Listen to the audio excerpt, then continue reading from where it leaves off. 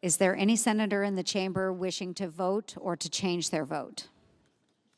If not, the ayes are 52 on the measure, nays are 47. The motion to proceed is agreed to. The clerk will report the joint resolution.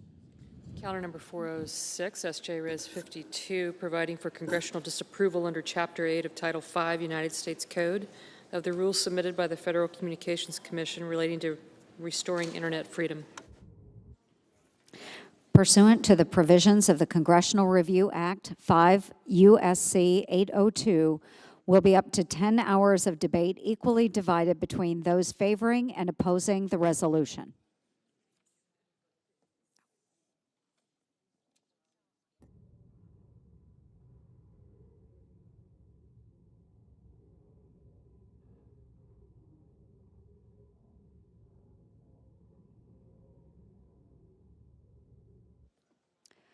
Who yields time?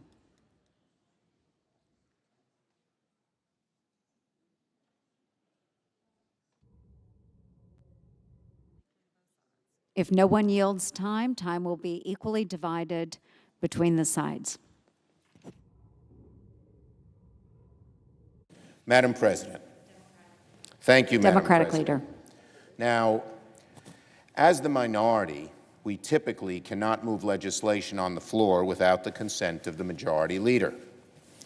But under the rules governing congressional review, any group of 30 senators can petition to discharge a CRA, a Congressional Review Act, from the committee and bring it up to the floor subject to majority vote. That's what Senator Markey has just done with the CRA on net neutrality. And the vote that just concluded means the full Senate will now consider it because I believe there were 52 votes in favor. For the first time in this Congress, the majority will be called to vote on an issue I suspect they'd rather avoid. Net neutrality is a complex issue, but an incredibly consequential one.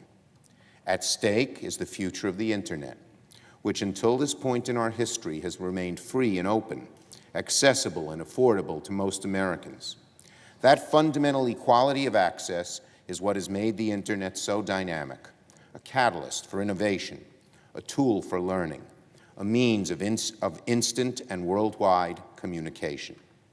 To ensure the Internet stayed that way, the Obama-era FCC instituted net neutrality rules to prevented large Internet service providers from segmenting the Internet into fast and slow lanes, from selling faster service to folks who could pay, slower service to others. We didn't want that. From charging customers more for their favorite sites, from divvying up the Internet into packages like cable TV. Why was this so important? Because if large cable and Internet companies were allowed to do this, the Internet wouldn't operate on a level playing field. Big corporations and folks who could pay would enjoy the benefits of fast Internet and speedy delivery to their customers, while startups, small businesses, public schools, average folks, communities of color, rural Americans could well be disadvantaged. Net neutrality protected everyone and prevented large ISPs from discrimination against any customers. That era, the era of a free and open Internet, unfortunately will soon come to an end. In December, the Republican-led FCC voted to repeal the net neutrality rules. And on June 11th of this year, that repeal will go into effect. It may not be a cataclysm on day one, but sure as rain. If Internet service providers are given the ability to start charging more for preferred service, they'll find a way to do it. So the Democratic position is very simple. Let's treat the Internet like the public good that it is. We don't let water companies or phone companies discriminate against customers. We don't restrict access to interstate highways, saying you can ride on the highway, you can't. We shouldn't do that with the Internet either. That's what the Democratic net neutrality CRA would ensure. Now, 3 Republicans we appreciate, joined cloture on our bill.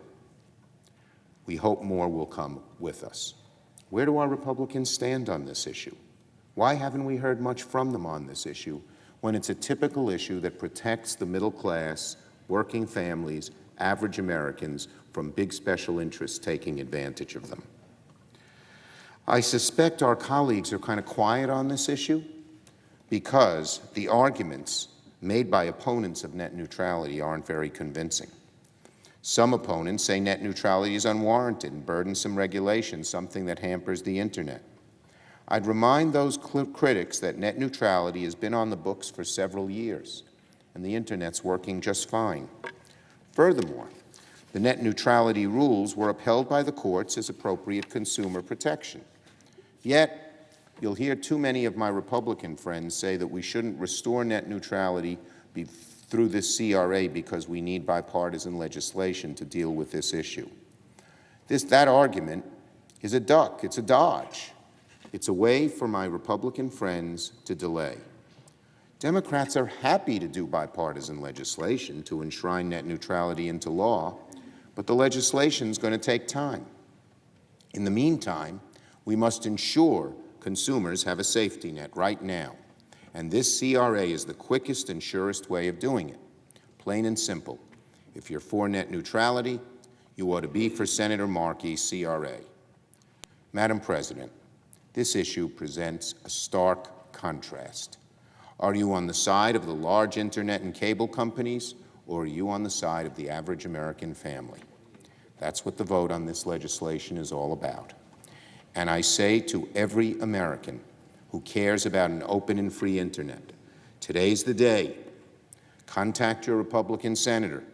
See who votes for net neutrality and who votes against, and let them know how you feel about the way they voted. This is our chance, our best chance, to make sure the Internet stays accessible and affordable for all Americans. I yield the floor.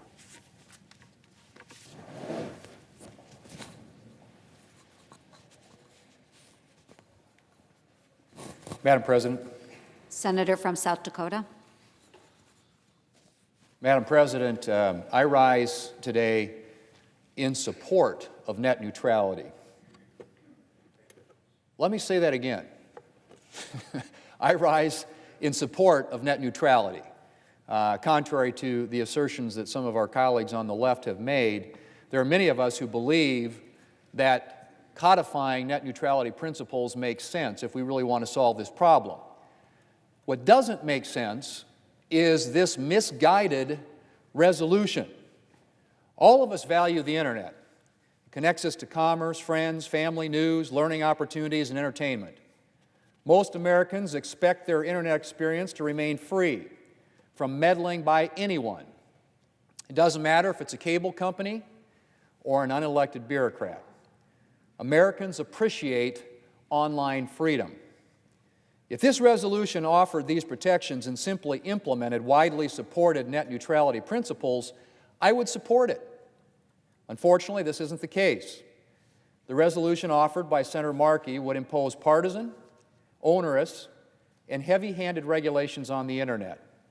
Some of these regulations lack a fundamental connection to net neutrality principles and harm consumer freedom. Net neutrality, for example, isn't about regulating mobile phone plan offerings to meet a government Internet standard. But the Markey resolution would restore rules that the Obama Federal Communications Commission used to scrutinize such popular and affordable plans.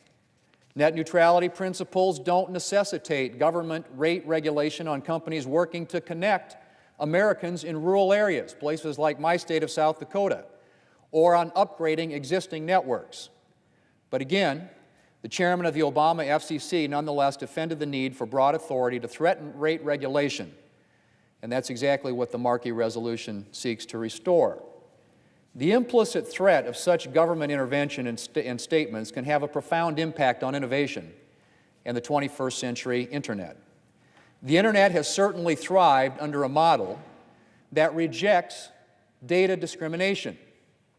Needless to say, before 2015, it had never before faced such a threat of increased government control. Net neutrality, the idea that legal internet traffic should operate transparently and without discrimination, doesn't represent the heavy hand of government.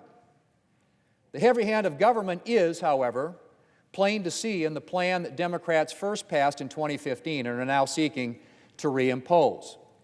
The Democrats' plan relies on a legal framework passed by Congress in the 1930s to regulate telephone monopolies. This framework existed for an era and technology that lacked competition and the entrepreneurship of today's internet-based economy. Last year, the new leadership at the Federal Communications Commission widely discarded these rules. Net neutrality, Madam President, wasn't the problem. The Commission's concern was that onerous, Depression-era rules were having an adverse effect on efforts to connect more Americans to the internet and to upgrade service. For Congress, the path to restore net neutrality protections while avoiding these unnecessary side effects is straightforward. Pass legislation. This is actually what the Los Angeles Times had to say about this in their editorial. Last week, the editorial board of California's largest newspaper wrote an important analysis in an editorial entitled, "Senate Democrats Move to Revive Net Neutrality Rules the Wrong Way."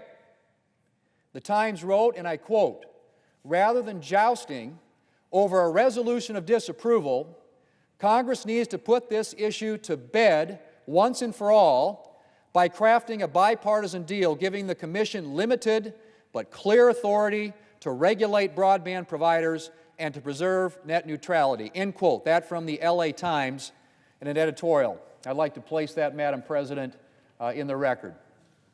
Without objection. Madam President, in my hand, I hold the 2015 draft text of legislation that I released along with my colleagues in the House of Representatives, Congressman Fred Upton and Congressman Greg Walden.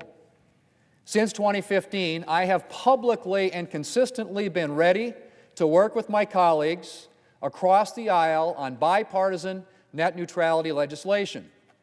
Specifically, my draft proposed giving federal regulators new authority to ban blocking, throttling, and paid prioritization of legal internet content. It did this without relying on the heavy-handed use of law written to police phone monopolies, which is what we're talking about here.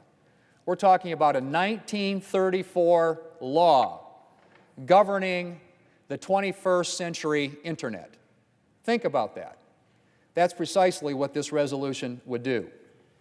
Now, I recognize that this draft legislation that I came up with isn't perfect. My draft obviously did not anticipate all of the concerns that my colleagues raised, and of course, there is always room for compromise. That's what a legislative discussion, a legislative negotiation is all about. But I need a partner from the other side of the aisle who shares my commitment to drafting a bipartisan solution, putting net neutrality first. Some of my colleagues on the other side of the aisle have certainly also expressed a view about the need for legislation. I mean, some of them come up to me privately offline and say, "You're right, we need to do this legislatively, we need to put clear rules of the road in place, this is not the way to solve this problem."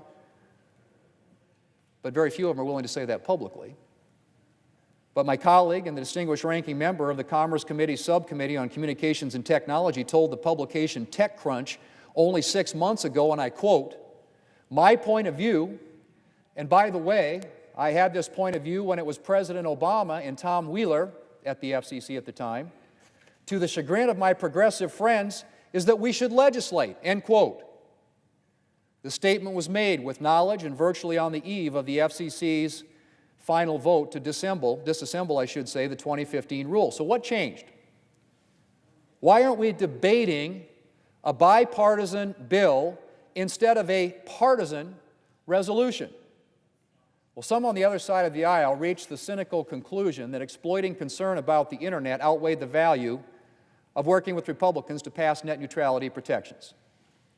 For others who had a genuine desire to work with me, the forces of a highly politicized campaign to impose a Democrat-only solution can overwhelm the best of intentions. And make no mistake, the campaign behind this Congressional Review Act resolution has been primarily driven by fear-mongering hypotheticals, misdirection, and outright false claims. And to make that point, in March, this March, the Washington Post fact-checker took Senate Democrats to task for a particularly egregious claim that failure to pass the Markey resolution would lead to a slower internet. The fact check concluded that the examined claim made through the Democrat caucus's official Twitter account conveyed the false impression that a slowdown is imminent. The fact check wrote, and I quote, "There is scant evidence that internet users should brace for a slowdown," end quote. And so what that meant is that that statement by the Democrat caucus on this particular subject got not one, not two, but 3 Pinocchios from the Washington Post for being a false claim. From the Washington Post fact checker. And I would ask unanimous consent, Madam President, that that fact check be included in the Senate record as well. Without objection.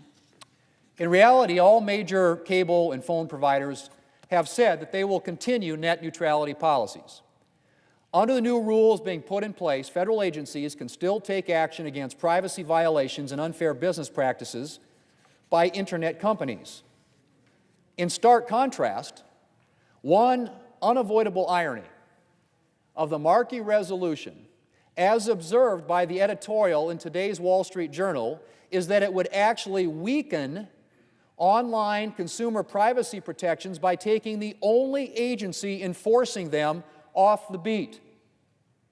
If this resolution were to ultimately be enacted, which it won't, but if it were, it would take the Federal Trade Commission, which currently regulates and polices privacy issues, completely out of the equation. Now, to be sure, Congress still needs to set long-term protections for the internet, and it shouldn't delay.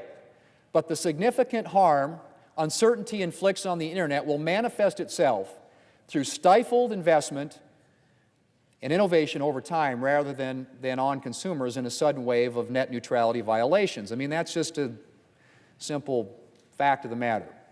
After all, the new rules approved under the Trump administration closely follow those that long regulated the internet before 2015 and are largely, though not completely, in effect now. And that's one thing I just want to continue to hammer, Mr. President, and that is that what we're talking about here are the rules that were in place for the first 2 decades of the internet. For the first 2 decades of the internet, we operated under what was called a light touch approach to regulation. The internet, under that regime of light touch, prospered, flourished, grew, expanded, innovated, to the point where it has become a huge economic engine in our economy. So what was the 2015 FCC ruling designed to solve? Well, that frankly is a really good question. But the fact of the matter is, what the FCC is proposing to do, and will do on June 11th of this year, is go back to the 2015 rules, the rules that were in place for the first 2 decades of the internet. And I would tell you, Mr. President, that on June the 12th, after these rules go into effect, that no consumer in this country is going to see any change from what they see today. They're still going to be able to watch the internet. They're still going to be able to go to all their favorite social media platforms, and there isn't going to be any change from what we have seen up until this point, because that's what we're going back to. Our rules that were in place for 2 decades under a light touch regulatory approach that allowed the internet to explode and prosper and grow. Mr. President, the Markey resolution is offered to this body without opportunity for amendment or any bipartisan input about what the rules governing the internet should say. A vote against the Markey resolution is a vote for ending this cynical exploitation of the internet. A vote against the Markey resolution is a vote for the Senate to get to work on a bipartisan net neutrality legislation. It's what the LA Times said, pass legislation. That's the best way to solve this, not to come up with this bizarre exercise, which we all know isn't going anywhere, but will allow the activists and the donors out there on the far left an opportunity now to take this campaign to the House of Representatives, where it isn't going anywhere, and of course it would be vetoed by the President even if it did. And so all we're doing is stalling, we're delaying, we're making it more difficult, I think, to get to a solution on this, because what it will do is prevent those who are truly interested in a bipartisan solution and answer on net neutrality from coming to the table in order to make that happen. And as I have said, we've been working on this for a long, long time. And I've been looking for a Democrat partner. All we need are a few courageous Democrats who are willing to acknowledge what this is, which is a political partisan charade, and get serious about bipartisan legislation. Because there isn't going to be a single amendment that can be offered to this. This is not going anywhere. And if we really truly want to solve the problem, there are fair-minded people who are serious about this who would like to sit down across the table and work on a draft of legislation that would put Internet principles in place, that would put consumer protections in place, but would use a light-touch regulatory approach, not the 1930s approach that this resolution would turn to regulate the 21st century Internet.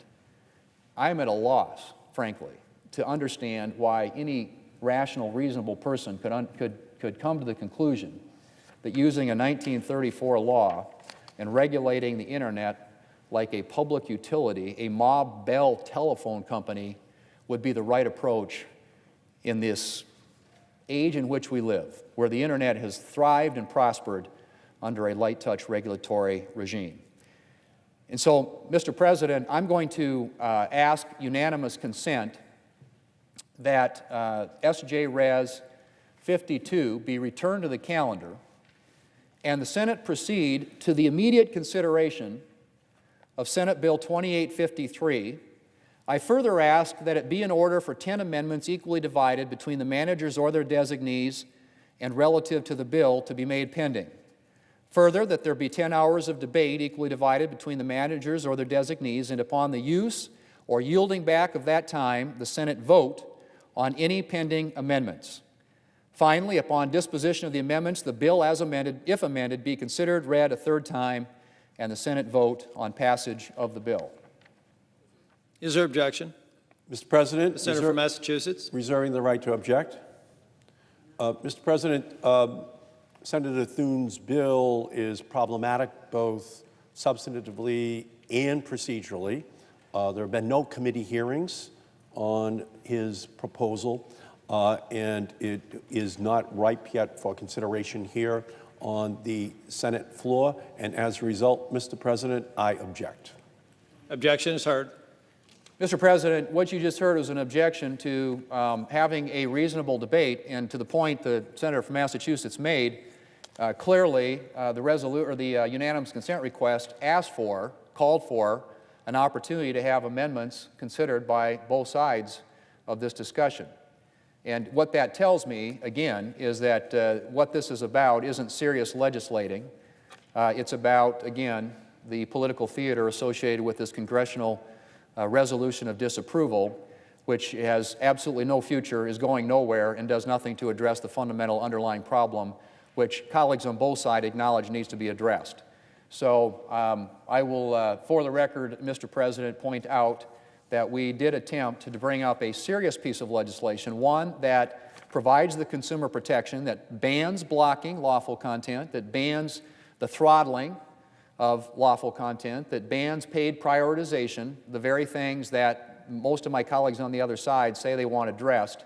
And frankly, no piece of legislation is perfect. And I would say to my colleague from Massachusetts that we would be more than willing to enter in a discussion and a debate with an opportunity to offer amendments in order to perfect this piece of legislation. But frankly, if we continue down this path with the CRA, all we're going to do is waste more time, valuable time I might add, and continue to live in a cloud of uncertainty where one FCC to the next continues to change the rules, and where companies spend the millions of dollars in litigation in courtrooms on lawsuits rather than plowing it into infrastructure, plowing it into investment, plowing it into new and innovative technologies that literally could deliver higher speed, faster internet services and higher quality services to people around this country, including those in rural areas who desperately need those types of services made available to them. So I guess with that, Mr. President, I will reserve the balance of my time. Mr. President. The senator from Connecticut. Thank you, Mr. President. Mr. President, I request by unanimous consent that my legislative fellow, Colin Anderson, be granted floor privileges until the end of June 2018. Without objection. Thank you, Mr. President.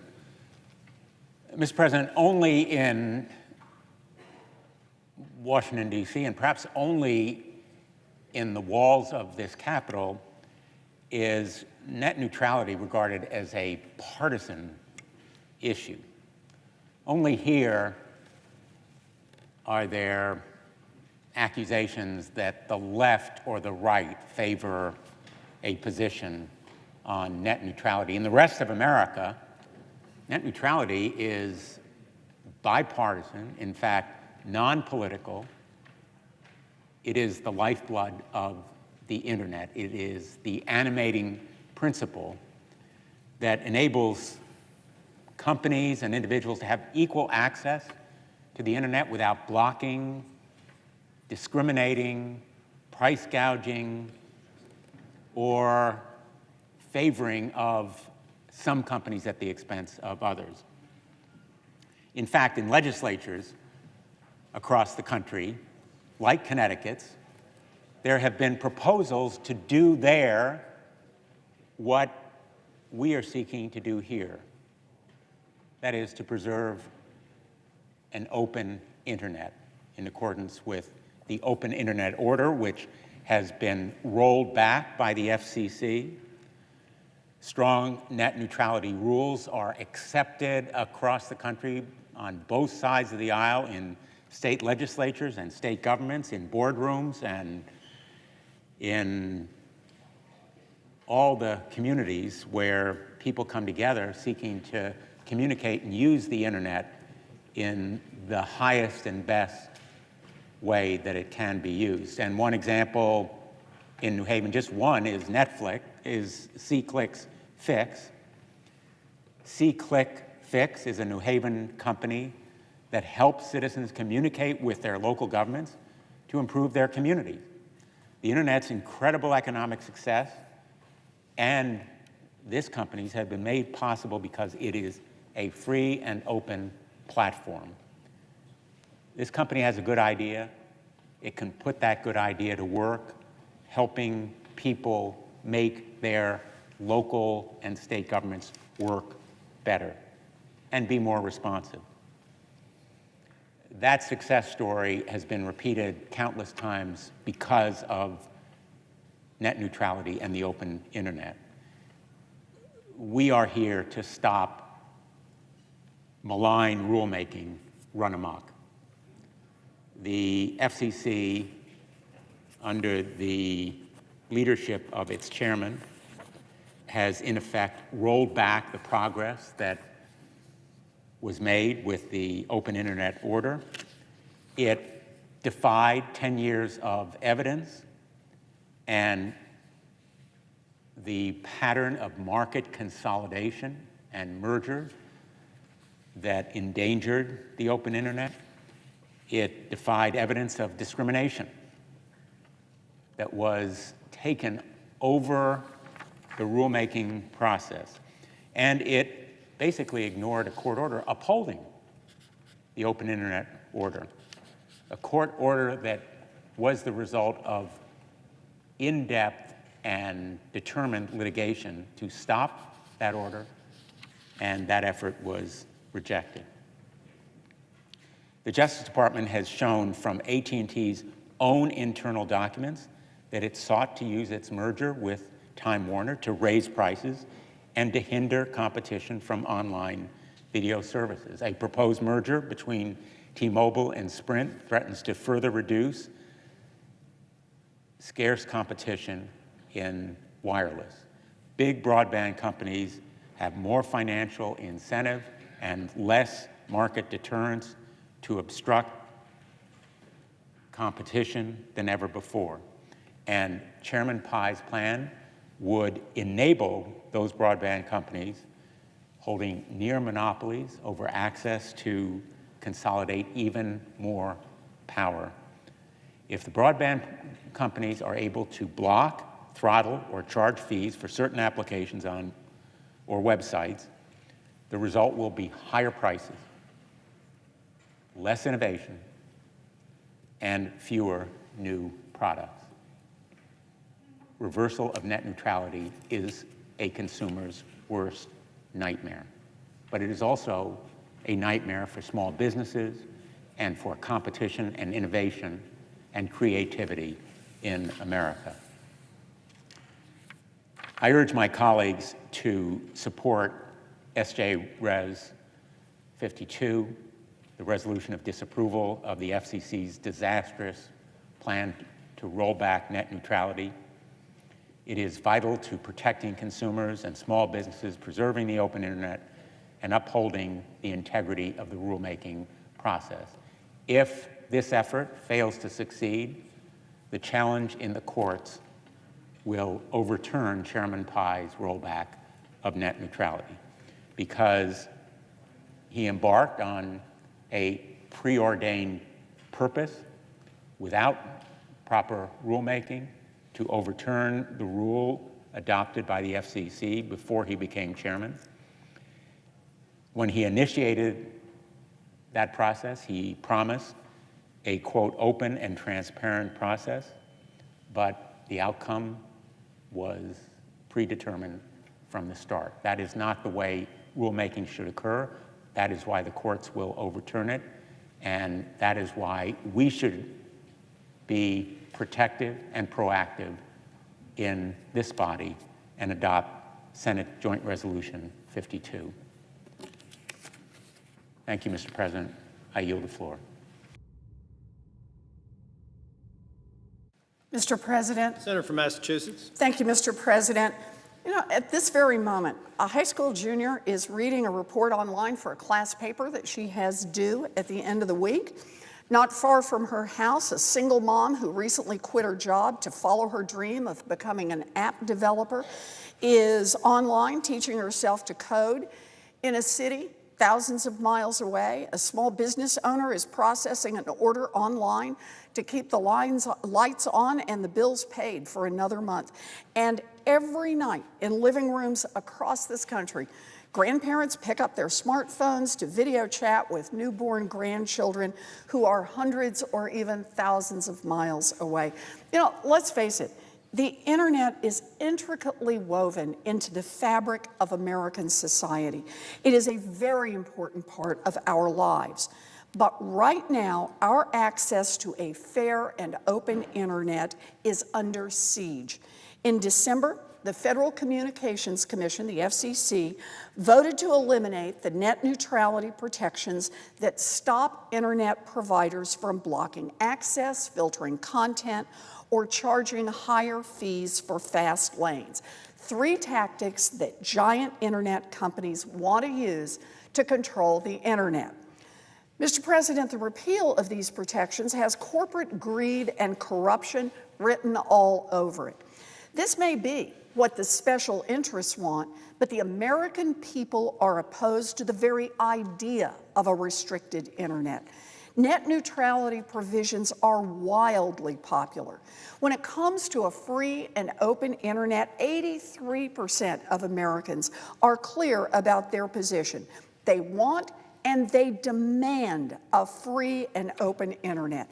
That is true for small businesses, entrepreneurs, and people from all backgrounds. So you have to ask yourself, why would the FCC vote to eliminate those protections? I'll tell you why. Because under this administration, the FCC has become a puppet for giant internet providers. The FCC's current chairman, Ajit Pai, has made it clear that he will work to put special interests over what's good for the American people. The FCC was once an agency dedicated to protecting and promoting the public interest, but it has morphed into an agency that exists solely to do the bidding of giant telecom companies. It is a disgrace. But who can say that we didn't see this coming? When Donald Trump won the White House, then FCC Commissioner Pai said that net neutrality's days were numbered. And once Trump selected Pai to lead the FCC, Chairman Pai immediately got to work getting rid of net neutrality. He opened up a new public comment period laying out a plan to destroy net neutrality, and he made it clear that he would ignore the views of millions of Americans who weighed in to urge him to abandon that plan. The FCC received more comments on Chairman Pai's plan to kill net neutrality than any other rule in FCC's history. Millions submitted comments opposing Chairman Pai's plan to kill net neutrality. But the FCC said it would ignore those comments unless they were, in its opinion, serious legal arguments. During the comment process, it was revealed that some of the comments had come from bots that had stolen Americans' identities. Others had come from Russian addresses. But Pai dismissed those concerns.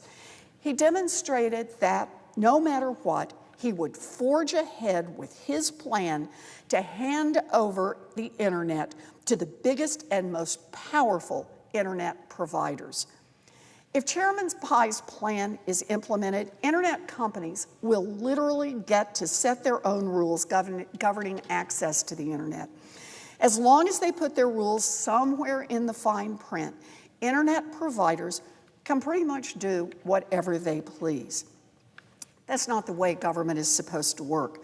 The internet was created by a bunch of government and government-funded workers, and it is the government's job to protect Americans' access to a fair and open internet. The internet doesn't belong to giant internet companies. It belongs to the student striving to build a better future. It belongs to the young women and men working day and night on a new idea that will change the world. It belongs to the small business owner whose success depends on operating her business online. It belongs to the grandmas and the grandpas, the mothers and fathers, the sisters and brothers and friends who depend on the internet to remain connected to the people they love.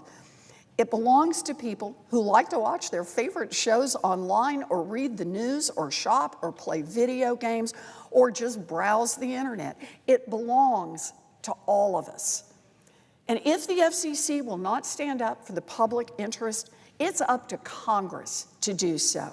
But it'll take this Republican-controlled Congress prying itself free from the grip of giant companies and doing what's right for the American people. Today, we can take the first step. I ask every one of my colleagues in the Senate to join me in voting yes on the CRA resolution to restore net neutrality provisions. Thank you, Mr. President, and I yield the floor.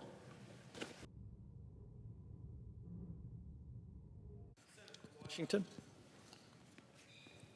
Thank you, Mr. President. Mr. President, I'm here to lift up the voices of the families that I represent in the state of Washington, who, like so many other Americans, agree the internet should be free and open, who agree our country should support small business owners and entrepreneurs and students and middle-class families, not big corporations and special interests, who agree that consumers, not broadband providers, should get to pick the websites that they visit or applications that they use, who agree the internet should be a level playing field that benefits end users and not slanted by broadband providers blocking content or charging for prioritized access. That's why so many of us are here on the floor today, to give a voice to the vast majority of Americans who want the internet to remain a place that fosters innovation and economic opportunity and robust consumer choice and the free flow of knowledge. Mr. President, these things are not a luxury. They are what makes American ingenuity possible. And I just have to say, as a former preschool teacher, I support net neutrality because it helps the next generation of innovators, our students, especially those in rural and low-income areas. Schools have worked very hard to improve access to high-speed connectivity for all students because they know from early education through higher education and through workforce training, students need high-speed internet in order to learn and get the skills that they need. Their teachers need the internet to collaborate with colleagues, access educational materials, help students learn valuable research and internet safety skills, and expand access to a high-quality education for students with disabilities and English learners. Rolling back net neutrality threatens that educational equity and worsens the digital divide. So let's protect the free and open internet, not just for today's consumers, but for our students, the next generation of American innovators. The choice couldn't be easier. Either we stand with everyday Americans or with the massive corporations that have found a new way to make more money off of them. Thank you, Mr. President. I yield the floor. Suggest the absence of a quorum. The clerk will call the roll. Mr. Alexander.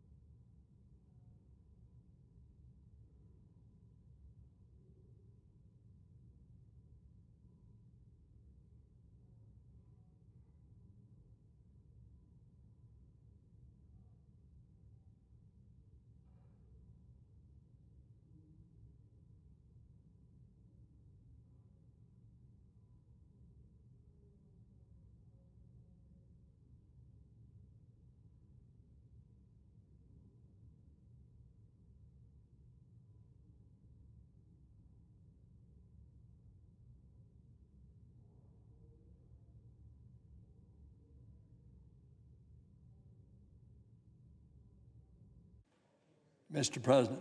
The senator from Florida. Mr. President, I ask that the quorum call be lifted. Without objection. Mr. President, as with our colleagues here, I rise as well to speak in strong support of the resolution to restore strong net neutrality protections for Americans. This is obviously what the American people want, and for the vote that was just taken on the motion to proceed, 52 for, 47 against, I think it is showing you how the American people's will is being expressed in a bipartisan way, because the American public understands how important these protections are to their lives and the future of the internet. They do not want to have their websites blocked or internet access slowed. And they certainly don't want internet providers making those decisions of blocking or slowing. More than 20 million residents of Florida understand just how vital it is to have a free and open internet. And I say that for my state, but that is obviously the same for every other state as well. Millions of school children in my state and across the entire country. In my state, from Pensacola to Orlando to the Florida Keys, benefit from an education built on a free and open internet. And that's why educators and librarians throughout the country have rallied in favor of net neutrality, knowing that an internet that is no longer free and open is a lost educational opportunity for our children.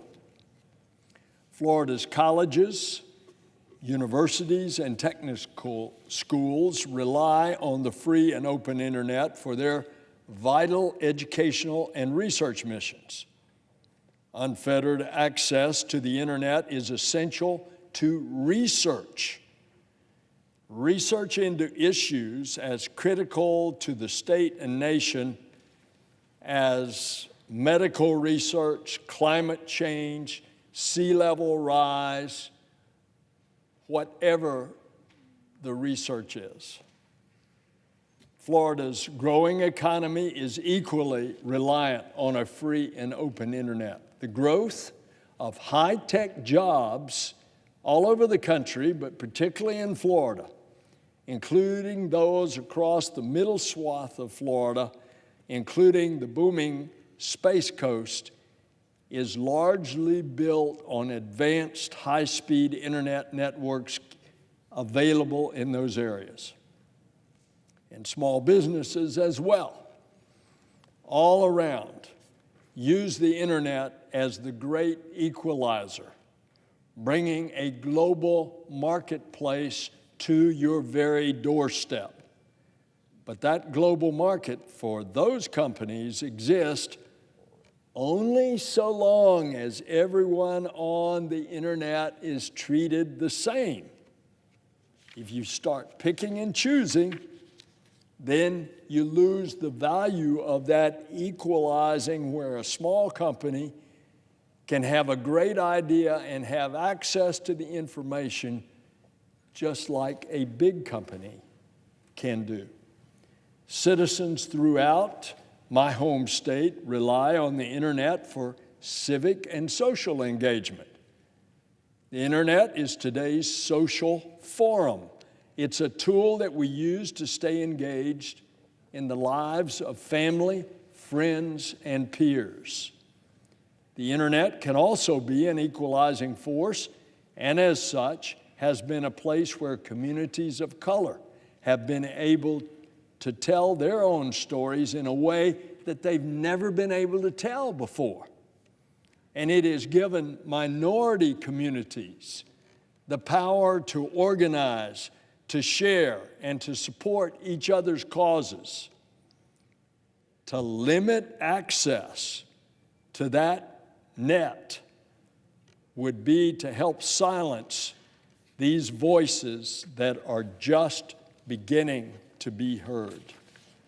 I don't think we want to do that. Congress must ensure the internet remains open to all, and thus the vote that we have coming up in just about an hour and a half. Unfortunately, the FCC has empowered internet providers to dictate consumers' experience online. What the chairman of the Federal Communications did, Chairman Ajit Pai, he went overboard in what he has tried.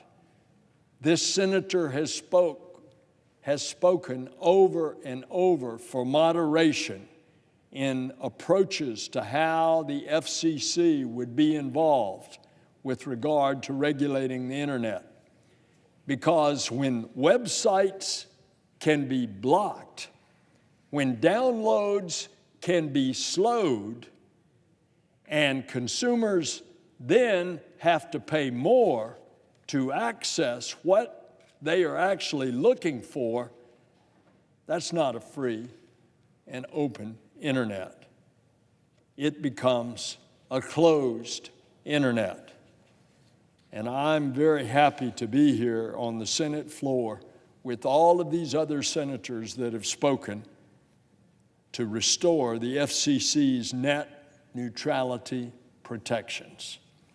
The resolution before us immediately restores the FCC's strong consumer protections for the internet. It will make sure that the internet content cannot be blocked or it cannot be throttled. It will prevent internet providers from charging more for transmitting certain content, certain favored content. It will preserve the FCC's authority to examine other practices that can harm consumers. And it will make sure that consumers are given understandable, basic information about their internet service. And so it's necessary that this Congress protect consumers' access to the internet. So the choice before us today is clear. A vote in favor of this resolution is a vote to restore the free and open internet. It's a vote to keep control of the internet in the hands of those who use it. Congress must undo the FCC's decision to turn its back on American consumers by stripping away net neutrality. The American public ought to be what we consider first. So I'm happy to support this resolution. I call on my colleagues to join us in protecting a free and open internet.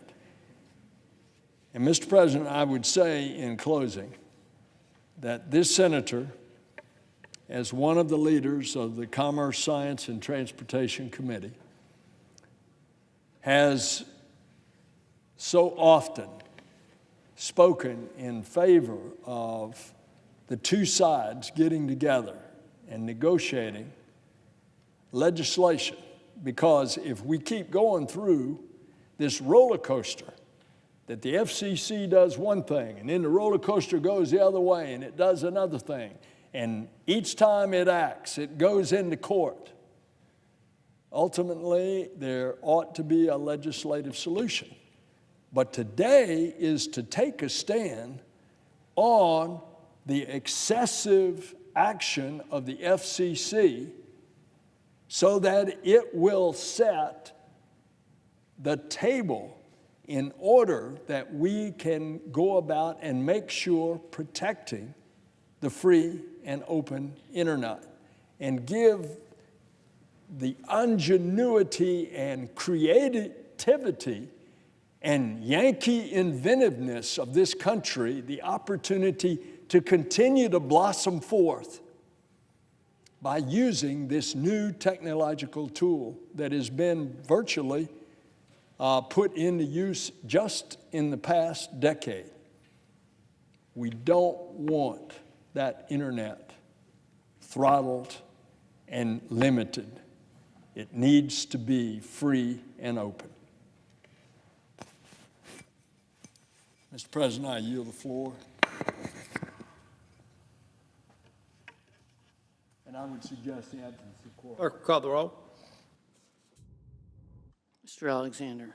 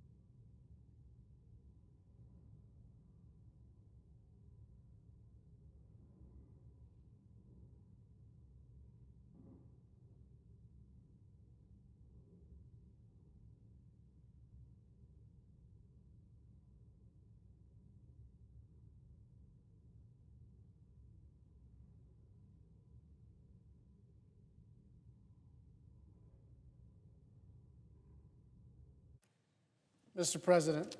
Senator from Hawaii. Mr. President, I ask unanimous consent to vitiate the quorum call. Without objection. Thank you, Mr. President. In December, the FCC made a colossal mistake by rolling back net neutrality protections. And today, the Senate has an opportunity to begin the process of righting that wrong with an up or down vote to overturn the FCC's repeal and to restore the free and open internet. Now, this is a big deal. We just had a vote with all Democrats and independents and 3 Republicans, and we have another vote at around 3 o'clock. If we fail, the FCC will end net neutrality protections in early June. And if we succeed, then this fight will go on to the next step in the House of Representatives. Mr. President, this vote is a no-brainer. Net neutrality is one of those most popular issues that the Senate will consider this year. There is no other issue that polls so decisively on one side. A survey by the University of Maryland found that 83% of people are in favor of net neutrality, and that includes 75% of Republicans, 89% of Democrats, and 86% of independents. And when you think about people's experience with their ISP, it makes perfect sense. People are already frustrated with the limited competitive options for the providers that they have. And then once they sign up for service, they find that there are hidden fees. They have to pay for the installation. They have to wait for the installation. They have to rent the cable box. Their bill suddenly goes up within a year of service, finding out that they were only engaged in a promotional offer. In other words, many people don't like their internet service providers. They like the internet, but they don't like the lack of choice and all the hassle and expense that comes with getting on the internet. And so if you ask people if we should get rid of the rules that actually give consumers control over their internet access, if we should give broadband companies even more power over our lives, they say no. Providers promise to be good to consumers. And in fact, many of them have said that they don't need the FCC to maintain a free and open internet because they are already officially committed to the idea.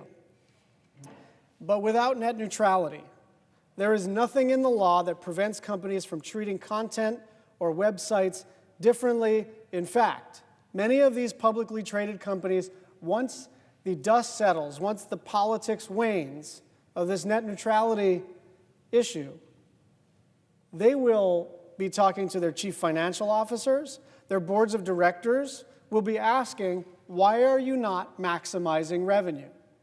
Why are you not charging consumers more when you can?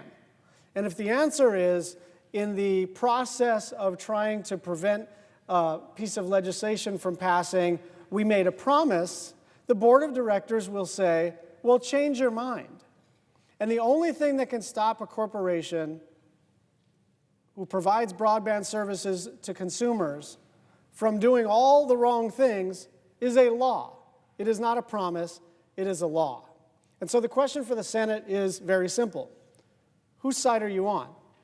Are you for the consumers who are asking us to protect the internet, or are you with the telecommunications companies? And I want to be really clear here. There is no constituency on the other side of this other than the telecommunications companies. You don't go to a town hall meeting and see this thing evenly split, right? When we were debating the Iran deal or the Affordable Care Act or an infrastructure bill or the tax bill, there are, even in a deep blue state like Hawaii or a deep red state like some of my colleagues, there's always people on both sides of this issue. I have not met one human being in Hawaii who's against net neutrality. And I challenge anybody out there to find someone who's against net neutrality. The only constituency for this is the people who would benefit from what the FCC already did. Some are pointing to a bill in the House that would take care of a few of the problems that come with getting rid of net neutrality, but when you dig a little deeper, it's clear that this is not a compromise. It doesn't offer close to the protection that net neutrality gives consumers and small businesses. In fact, it gives these ISPs the ability to charge small businesses and consumers more money for different types of content, and that's the crux of the issue. Again, go ask a consumer, a small business owner, and they will tell you they are already frustrated with internet providers, and they expect Congress to do the right thing and look out for their interests. The issue is incredibly important to young people. They've grown up on the internet, it's part of their lives, and they do not want Congress to stand by and do nothing as this FCC allows internet providers to change the way we access the internet. It's clear to me that net neutrality is popular among everyone: older people, young people, small business owners, Republicans, Democrats, and independents, red states and blue states. It's also clear that the benefit to them does not come close to the benefit to the ISPs does not come close to outweighing the benefits that students, businesses, schools, families, and others will get from a free and open internet. With this vote, every member of the Senate will be on the record for or against net neutrality. I hope every member will choose to vote the way that nearly all of America wants us to and restore net neutrality.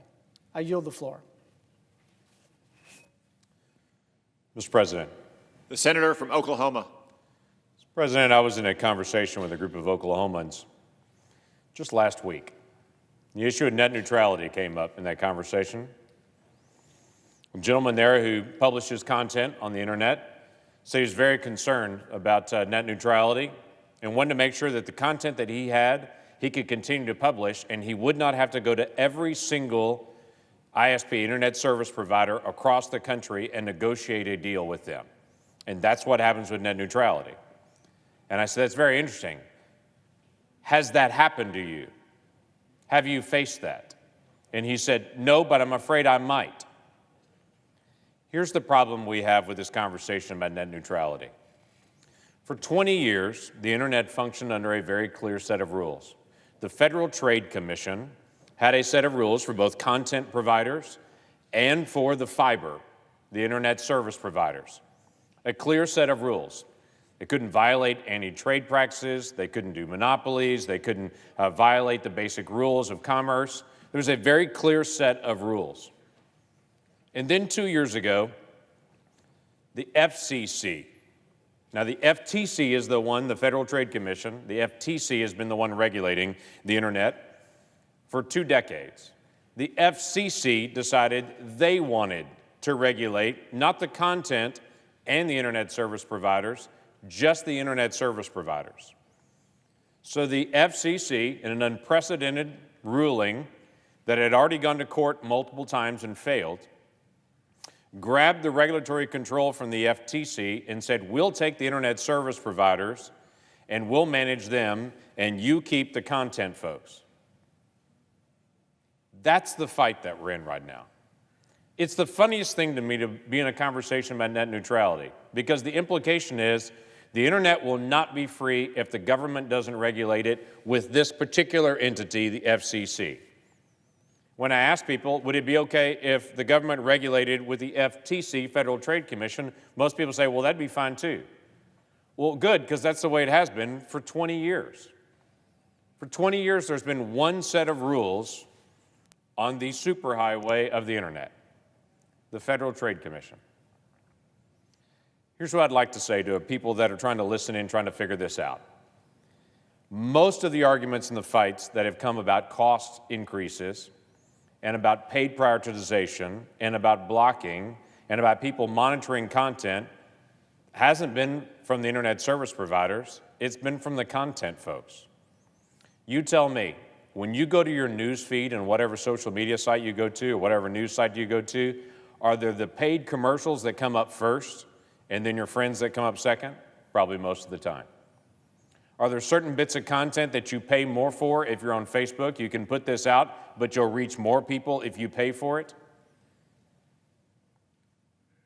Yes. But that's not net neutrality. The argument about net neutrality doesn't have anything to do with those content folks. It's about the internet service providers. So why do I bring this up? Here's what's happened. Over the past 2 years, America has been drawn into a fight between two sets of mega companies. Google and Facebook and Netflix are at war with AT&T and Comcast and all the major internet service providers. You've got the content folks on the web fighting with the internet service providers that actually provide the fiber to connect the content. They're fighting over their business. And the way the content providers have worded it is they've said, we want the internet to be neutral. We don't want to have customers pay more for certain content, and we don't want the internet service providers to charge more based on that content. While at the whole time, the content folks are charging people for the type of content. They're literally arguing and saying, we don't want them to do what we do every single day. What Google does every day, what Facebook does every day. In fact, they fight about, we don't want to filter out content when, we don't want internet service providers to filter out content when of late, Facebook seems to put out every week a new release about how they're filtering content from places that they don't like. Here's what we really want. A fair, flat playing field for everyone. That everyone that wants to do free speech can do free speech on the internet. That if you want to start a new business, you can put up a website on the internet, and you don't have to worry about somebody filtering you out. This is not China, a place where they'll filter out and decide whether you can put your content out. This is the United States of America. And everybody wants their content to be able to go out and to be fair and to not have someone judge it. That's what we want with an open internet. By the way, that's what you have if the Federal Trade Commission goes back to regulating as they have for 20 years. I ask a simple question. Was the internet open and fair for content in 2015? I believe it was. If you check your history books from 3 years ago, I think you'll find that the internet was open in 2015. Facebook was out there, Netflix was out there, YouTube was out there. It was open in 2015.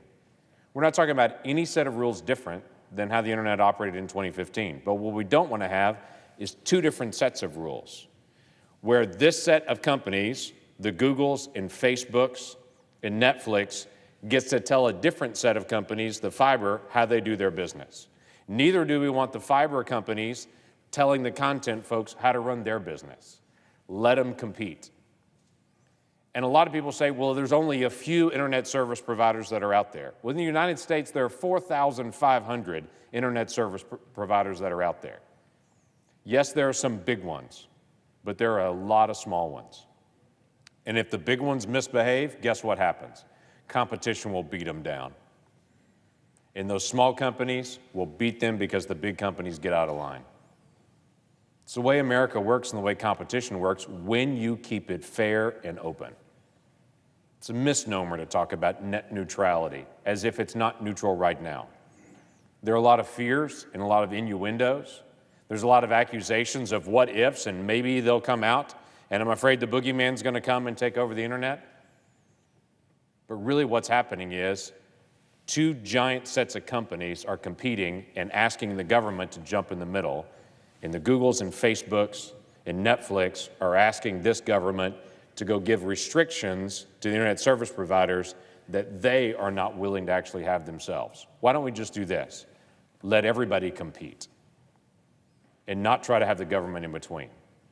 Can we have net neutrality where we don't have blocking of content, where we have fair trade rules, where we make sure everybody gets access to the internet? Yes. We can have that when the Federal Trade Commission actually oversees those rules, as they have for 2 decades. There's a lot of hyperbole in this. I wish there were just more facts coming to the table at the same time the hyperbole was coming out. The simplest conversation that I can have is actually a conversation I had with a mayor not long ago. We were talking through the complexity of this and about fiber networks and about broadband and capabilities and speeds and all these things, and he said, hold on, I'm a mayor. Can we talk about water pipes for a minute? And I said, sure. He said, so what you're telling me is there's lots of water going in the water pipe and lots of people that are using that water, and we've got to find a fair way to be able to get all that water out because there's more water trying to get into that pipe than we can actually get out on the other end, and it's backing up. And I said, yes, sir, that's exactly what I'm saying. But it's zeros and ones running through a piece of fiber, not water running through a pipe. He said, I can get that. Let's just keep it fair so that every person that wants to get access to it can get access to it, and we're not discriminating on the water coming through the pipe. It's pretty easy. We can do that right now with the Federal Trade Commission. Tomorrow, I'm chairing a hearing in the subcommittee that I lead in appropriations, and we'll have the chairman of the FCC and the chairman of the FTC sit down for a 2-hour conversation, and I'm sure much of it will be on this issue of net neutrality. My encouragement is for people to actually listen in to get the facts about net neutrality, not the emotion, and not what the Googles and Facebooks and Netflix are telling you what to think because they're competing against the other guys. Come and get the real facts. We'll lay the facts on the table. And if there's an area that needs to be handled with new regulations, I'd be glad to be able to engage. But quite frankly, I think the internet needs the lightest touch possible. I don't see a reason why the federal government should get into the business of free speech and telling people what they can and can't say. Let's keep the internet open and free and fair and not block content. But let's also not try to jump between two sets of mega companies and pick winners and losers at the same time. Let's keep it open and let's stay out of the business of telling business how to run their business. With that, Mr. President, I yield back.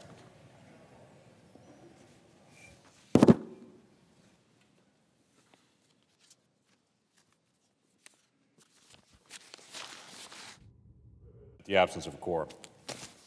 The clerk will call the roll. Mr. Alexander.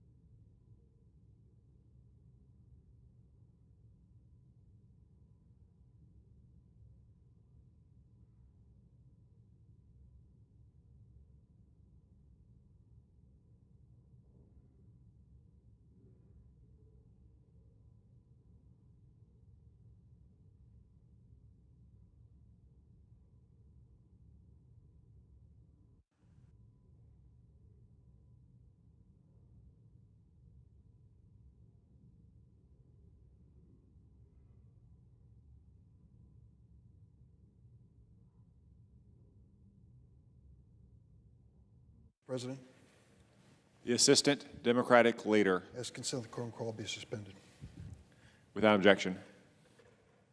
Mr. President, today before the Senate is the question of whether we will continue to have a free and open access to the internet in the United States of America. Every day, millions of Americans log on. They rely on the internet to help their child with his or her homework assignment, help a father to video call his mother, who may live 3 states away, help a small businesswoman to make a sale to a customer halfway across the world. And currently, the people who use the internet in the United States, and others like them, are free to enjoy the internet as they wish. When you log on this morning, you have the same access to the internet as every other American. There's no fear that some internet provider is going to step in and say, wait a minute, we're going to slow down your service until you pay us more money, or limit your access to certain apps and information based on whether you pay an additional fee. What a contrast that is to things like cable television. What package did you buy? How many channels are in there? How much access do you have? Are you going to pay the bill again next month? It's quite a bit different, isn't it, than our access to the internet. Well, currently, users around the country are enjoying a free access to an open and neutral internet. But that's all about to change. It's about to change because this new president and his new head of the Federal Communications Commission believes that our access to the internet should be for sale. In fact, this administration thinks everything ought to be for sale. Public lands, our privacy, and in this case, our pathway to information, unfettered pathway to information. So thanks to the leadership of Ed Markey of Massachusetts and many of my colleagues, we come today to discuss this fundamental issue. This is a rare day in the United States Senate. We're actually discussing an issue of substance on the floor. I welcome the visitors for this historic moment. But we are preparing to vote tomorrow on whether or not the decision of the Trump administration's Federal Communications Commission, which ends net neutrality, is going to succeed or fail. Luckily, we were joined by at least one Republican, I didn't look at the final roll call, to move us forward in this debate. All the Democrats and at least one Republican, and we prevailed. Tomorrow, we hope to do the same, and we hope it'll be done on a bipartisan basis as well. Follow this debate because my guess is it's going to impact you and your life. The Trump administration and the Federal Communications Commission, if they have their way, are going to change our access to the internet. Every single family, every single business, every single doctor, the list goes on. In December, they voted, the FCC, to put the needs of companies ahead of consumers and to undo net neutrality in the United States. This great party on the other side of the aisle that talks about freedom, we want Americans to have freedom, want to take away our freedom for access to the internet. Why? So somebody can buy parts of it and sell them back to us. Under their new plan, the FCC would allow companies to freely block or slow down any American's access to websites based on the company's financial interest and would allow paid prioritization practices, which create internet fast lanes and slow lanes based on who can afford to pay more for the service. What a change from what we have today. Everyone has a favorite website they visit every day. I race in here in the morning and get back to the newspapers in Illinois, for example, to see what's going on in my home state. Well, what if one day you typed in the address of that newspaper and nothing popped up? Or you were able to visit it, but it took twice as long to download it. Remember those days when you used to deal with dial-up? Some of the young people in the chamber are probably scratching their head. What is dial-up all about? Well, those days did exist, and it was a much different world of the internet, which we could return to because of this FCC decision. This could be the reality under the Trump administration's Federal Communications Commission. For internet providers, this means they could discriminate against specific content on the internet and be free to do so in the name of competition. For consumers, it means less service, higher cost. And for entrepreneurs and small businesses, there's also a risk. I had a meeting this morning with the realtors of Illinois. There were about 20 of them gathered in a hallway. I was in a committee hearing. And they said, the first item on our agenda is net neutrality. I said, realtors, net neutrality? Explain. Well, people are now looking over their homes on the internet. Prospective purchases of homes do video tours of all of these different homes. We want our customers to have access to the internet so they can go shopping for their next home. We think it's good for American business. So do I, but not the Federal Communications Commission. They disagree. The internet has given the businesses not only access to customers, but a global reach and ability to compete with companies large and small. Success isn't determined on how rich your business is, it's how good your product is. If our country wants to grow its economy and continue to lead the world in innovation, we cannot allow the internet to become a place where businesses impose a pay-to-play scenario. I can't understand how the other party, this party of individualism and freedom, wants to take this freedom away from the American people. If the FCC's harmful new plan is allowed to take effect, consumers, businesses, and hardworking families will be hurt. It's no wonder public support for net neutrality is overwhelming. America gets it. The Federal Communications Commission and the President may not, but America understands this. All over the country, students, teachers, businesses, individuals, families are all making their voices heard, and I encourage them to continue to do so.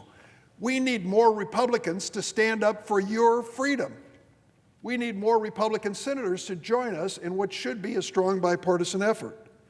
The FCC has announced that its radical plan to end net neutrality will take effect next month, unless Congress stops it. We're starting today with this vote in the Senate. We'll finish it tomorrow. And then, if we're successful, it goes across the rotunda to the House. If they do nothing, your right to the internet is going to be destroyed. Today, every senator will have the chance to tell their constituents exactly where they stood on this issue of personal freedom, whether content on the internet should be treated equally and consumer access be a matter of how much you can pay. I think the answer is obvious. So do the overwhelming majority of Americans. Would the Republican Party please join us in a bipartisan effort to stand up for something that Americans across the board support? I urge my colleagues to support the concept of net neutrality and the CRA resolution before the Senate. Mr. President, I yield the floor. Mr. President, The senator from Oregon. I ask unanimous consent that my intern, Annabel Moreno Mendez, be allowed to have privileges of the floor for the balance of the day. Is there objection? Without objection. Thank you.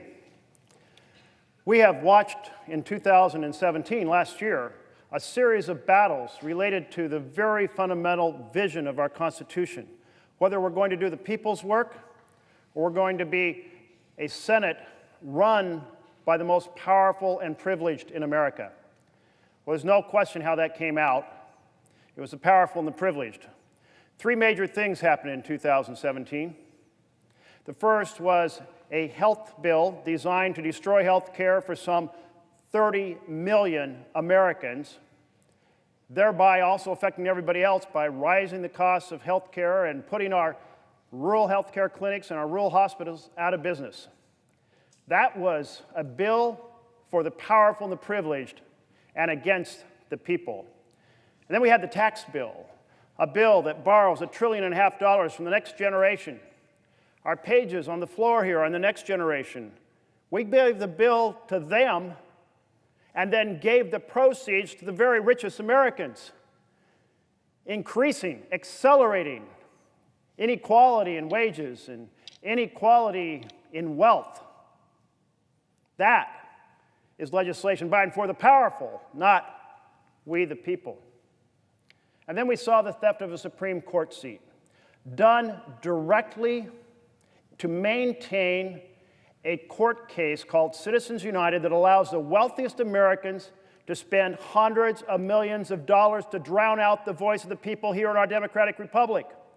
That is government by and for the powerful and the privileged instead of the people. Wouldn't it be amazing if this chamber actually believed in this Constitution, this vision of distributed power among the voting citizens, so we will have, as Jefferson said, laws that reflect the will of the people? Well, here we are today with another issue that is a battle between the vision of our Constitution and government by and for the powerful. It's called net neutrality. And what is net neutrality? Well, it's making the internet a place where we can all participate on an equal foundation. The freedom to have a full right to participate in the information world of today and tomorrow. A full opportunity to participate on a level playing field in the economic battleground of today and tomorrow. Freedom. That's what net neutrality is about. This is what the Federal Communications Commission wants. It wants to have a fast lane for the rich and powerful.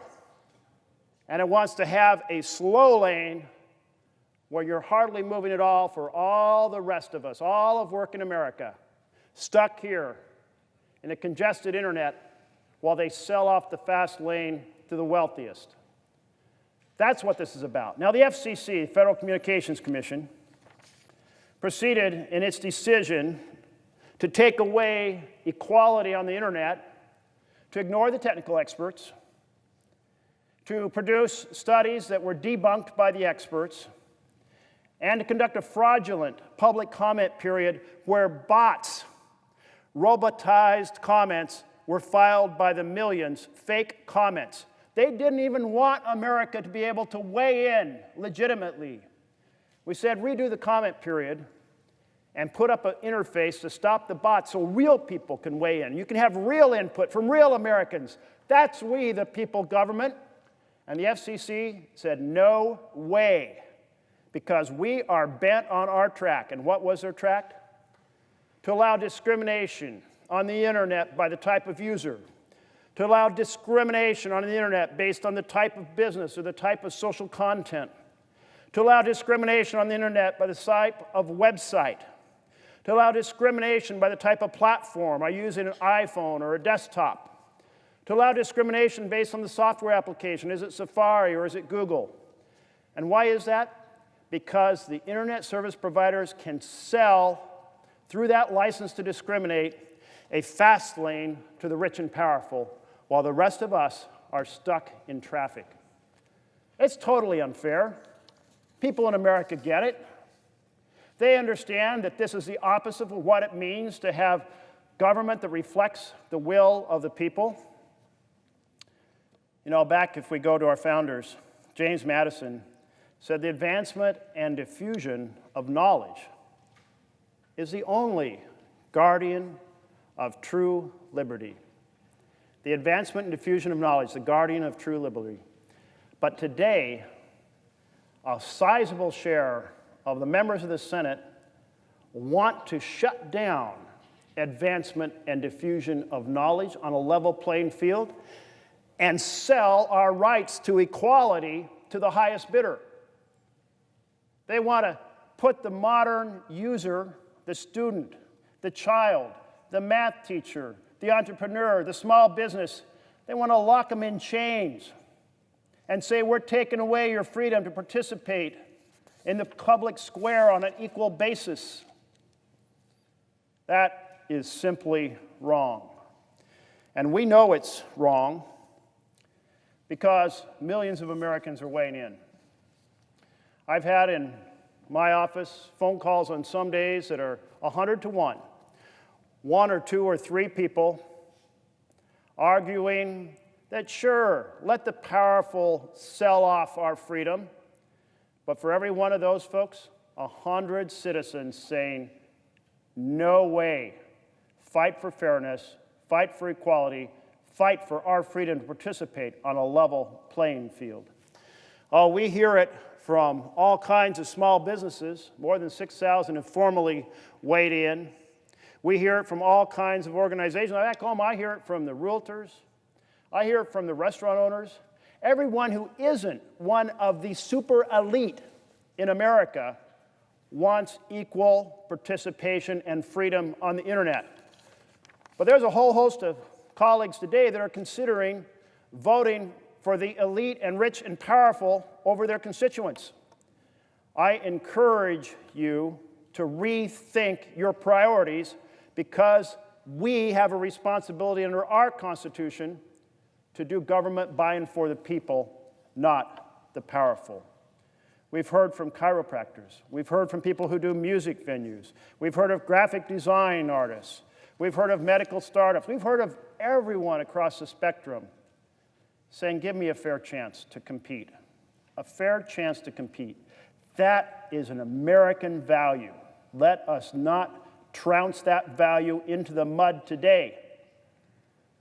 I anticipate at 3 o'clock, we're going to have a vote on this floor, and a majority of the Senate, a slim majority, is going to fight for freedom. And the rest are going to say, no way, I'm not fighting for the freedom. I'm fighting for the big and powerful people in America. That's just wrong. But then this bill will go to the House. When it goes to the House, there will be another battle. So having won here by a slim margin, a slim bipartisan margin, we have to win in the House, which means that we need American people to weigh in. Because here's the thing, the rich and powerful, they really want to win this fight. Oh, they're going to be spending a lot of money to win this fight. They're going to be sending a lot of lobbyists down the hall to win this fight. So we have to have the people of America weigh in and let them know across the hall, down this road to the House, that as the people's house, they should do the people's business. So let us set the example here in the Senate. Let's not have a slim majority fight for freedom for Americans. Let's have the entire body weigh in with a robust, extensive majority, fighting for freedom on the internet. Let's win this battle today, and let's win it in a few days down the hall. Thank you, Mr. President.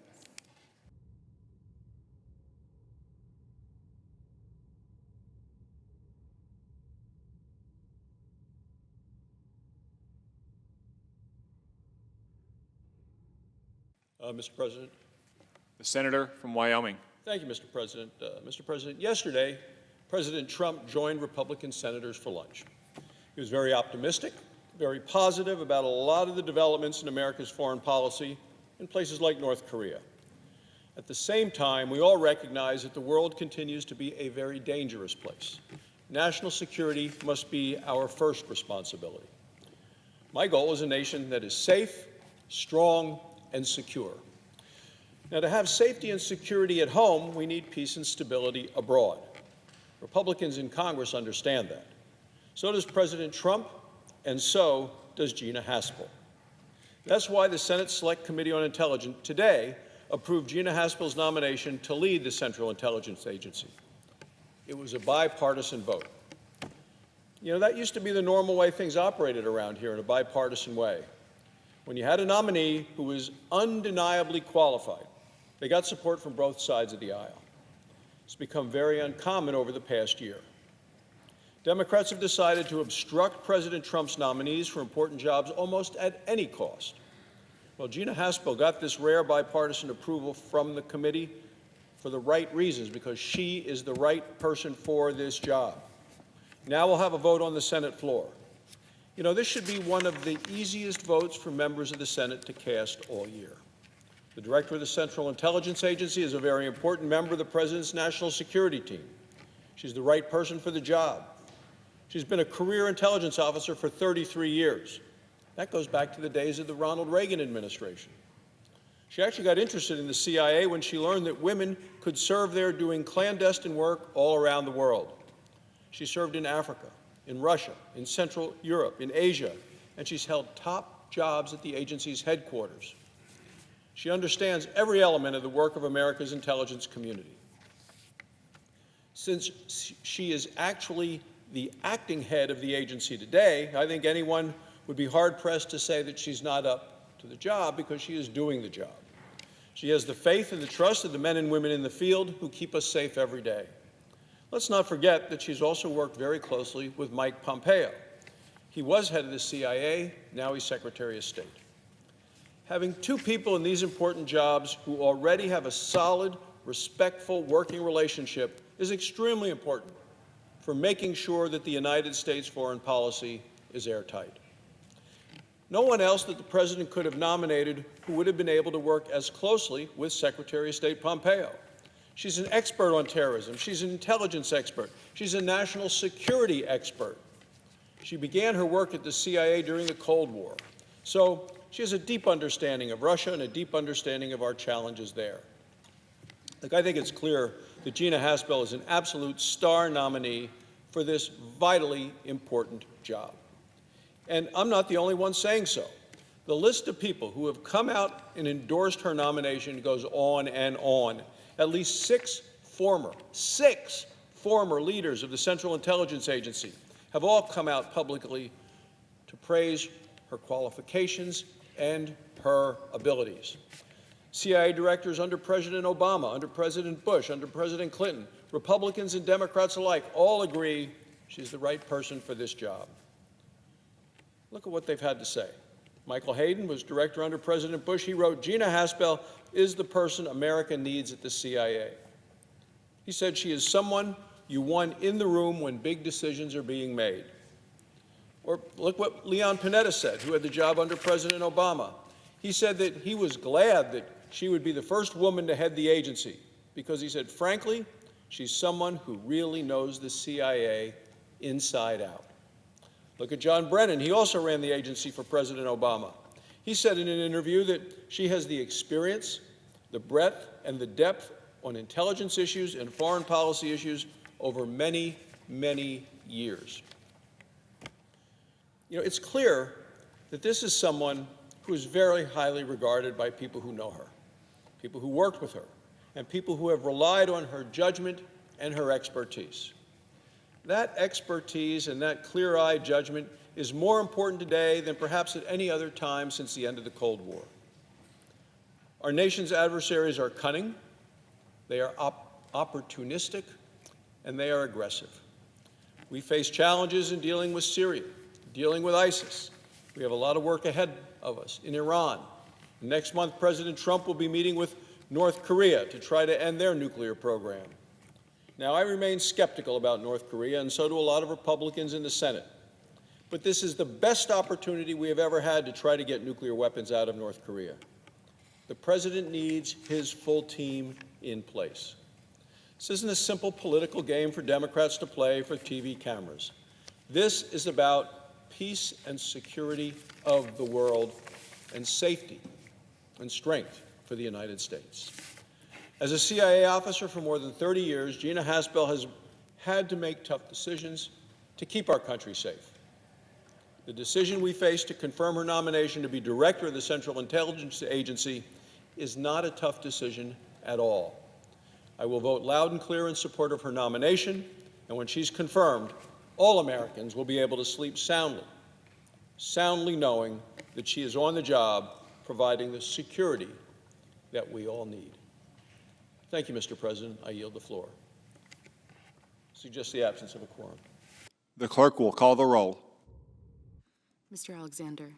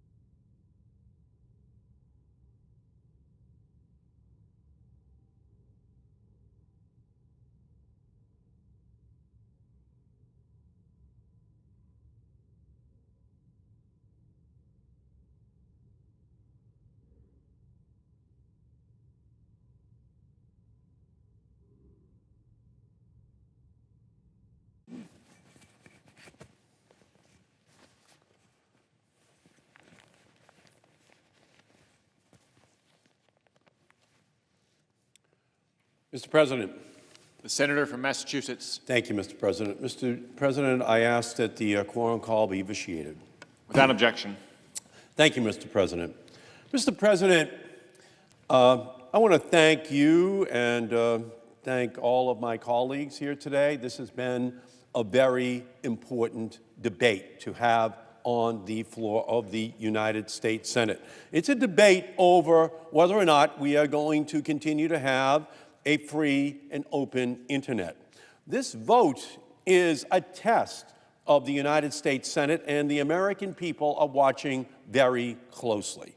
This vote is about small businesses, librarians, school teachers, innovators, social advocates, YouTubers, college students, and millions of other Americans who have spoken with one voice to say access to the internet is our right, and we will not sit idly by while this administration stomps on that right.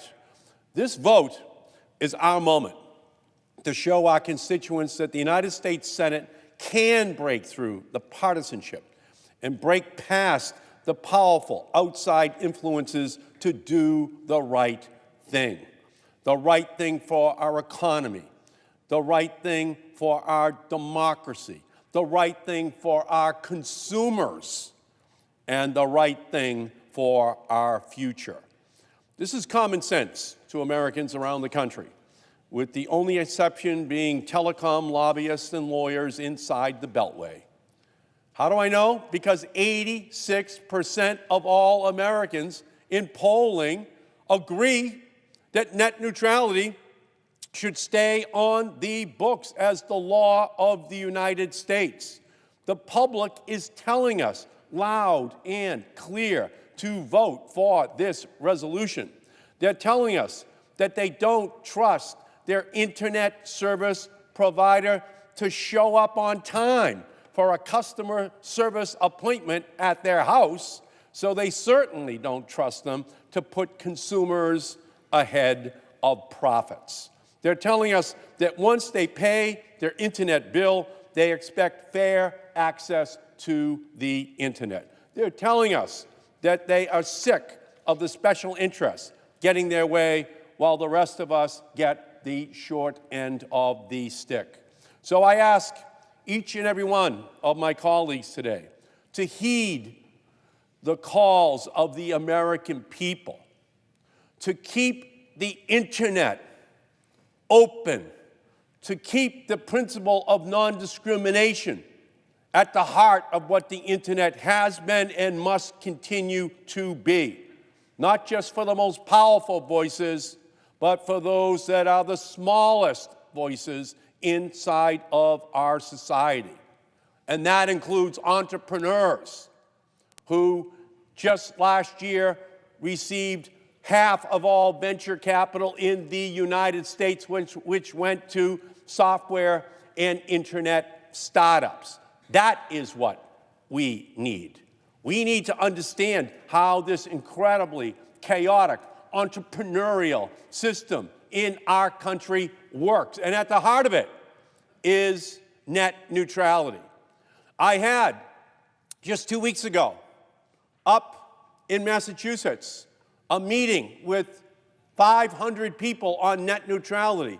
I invited Tim Berners-Lee, the inventor of the World Wide Web. Tim Berners-Lee was selected by Time magazine as one of the 20 greatest thinkers, scientists, innovators of the 20th century. Who else was on the list with him? Sigmund Freud, Edison, Henry Ford, Tim Berners-Lee, the inventor of the World Wide Web, the organizing principle of the web. And what he said was that the principles of non-discrimination are baked into the internet. It was his intent to have it work that way, so that there could be no discrimination.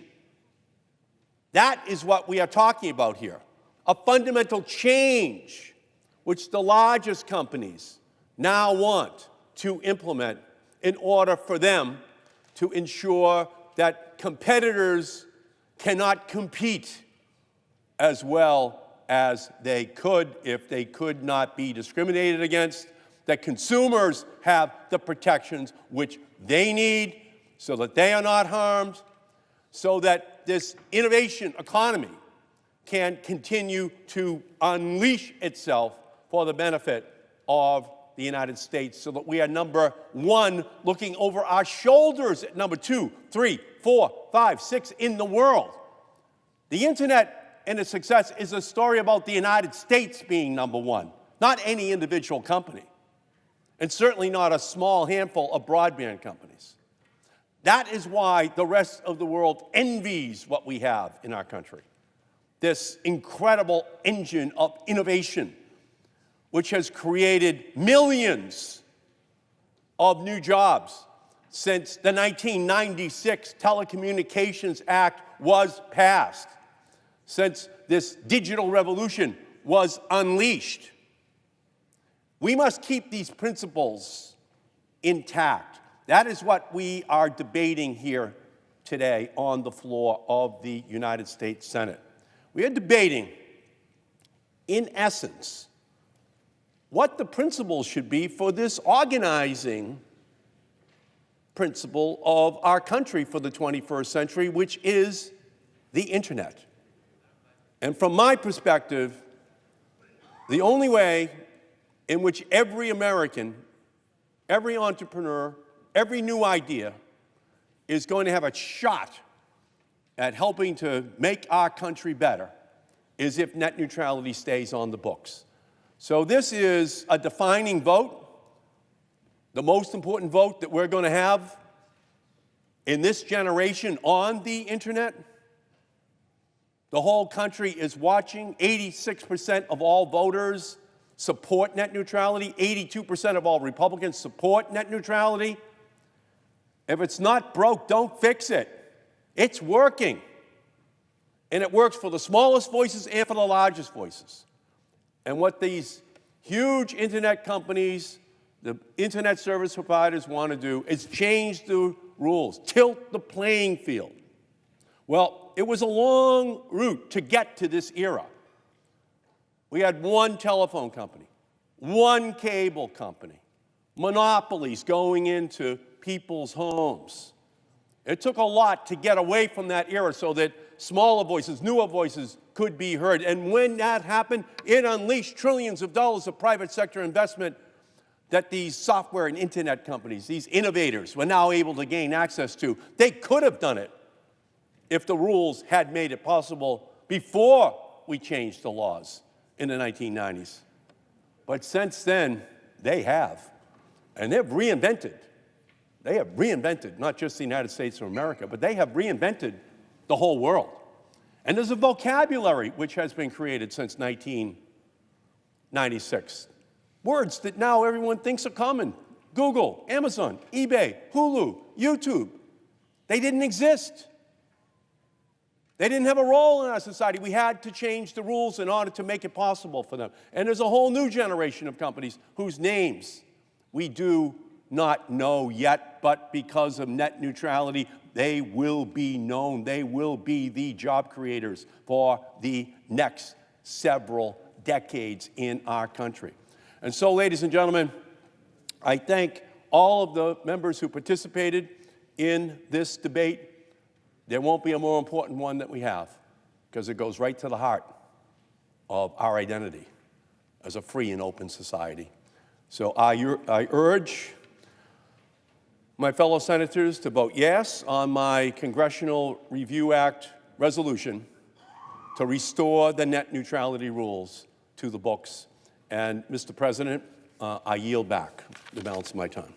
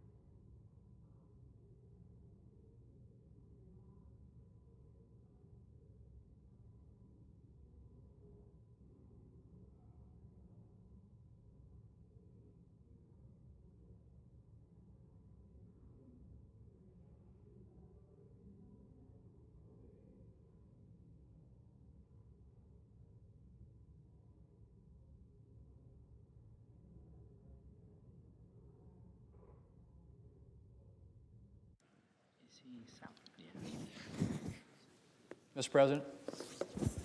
Senator from South Dakota. Mr. President, we're about to vote on this Congressional Review Act resolution of disapproval dealing with this issue of net neutrality. And let me say again what I said at the beginning of this discussion earlier today, and that is that I support principles of net neutrality that can be enshrined in law, that actually do address the issues that people on the other side are concerned about, whether that's a ban on blocking of lawful content, ban on throttling of internet speeds, ban on paid prioritization that would create fast lanes and slow lanes and that sort of thing. Those are things on which I think there's pretty broad agreement. And frankly, it seems to me at least that there is bipartisan support for pursuing a legislative solution to this, to put into law, to codify once and for all those principles of an open internet. But instead, we're having this fake argument over a Congressional Review Act resolution of disapproval, which is going nowhere, and my colleagues on the other side know that.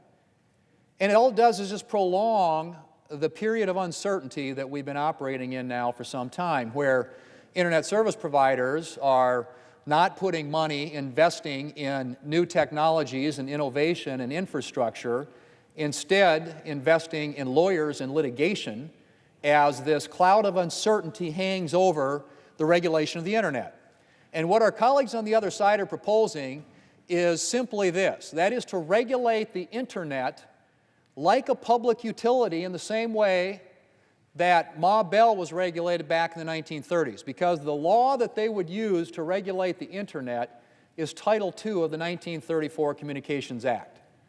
And so basically what we're saying is we want to take a law that's 80 years old and use it to regulate a 21st century innovation like the internet. The internet which exploded under the light touch regime that was in place up until 2015. So in 2015, the FCC decided that they wanted to use the heavy hand of government regulation as opposed to the light touch. And so what this FCC has said simply is that we're going to go back to the light touch of regulation that was in place for the first 2 decades of its existence, and 2 decades that led to explosive growth, dramatic increases in productivity, economic opportunity for Americans all over the country. And so here we are today talking about a Congressional Review Act resolution of disapproval that would roll back that FCC's decision and an attempt to restore and put back in place the heavy-handed regulation of Title II under the 1934 Communications Act. So I think, frankly, that we can solve this issue quite simply, and that is to sit down in a bipartisan way, figure out a way to put those, enshrine in law, those principles of an open internet that would ban the things that I just talked about, ban blocking, ban throttling, ban paid prioritization, but do it in a way that doesn't draw on the Title II authority that essentially gives the FCC the authority, if they want to regulate rates. I mean, this is a heavy-handed government approach to regulating the most powerful economic engine that we've seen literally in generations.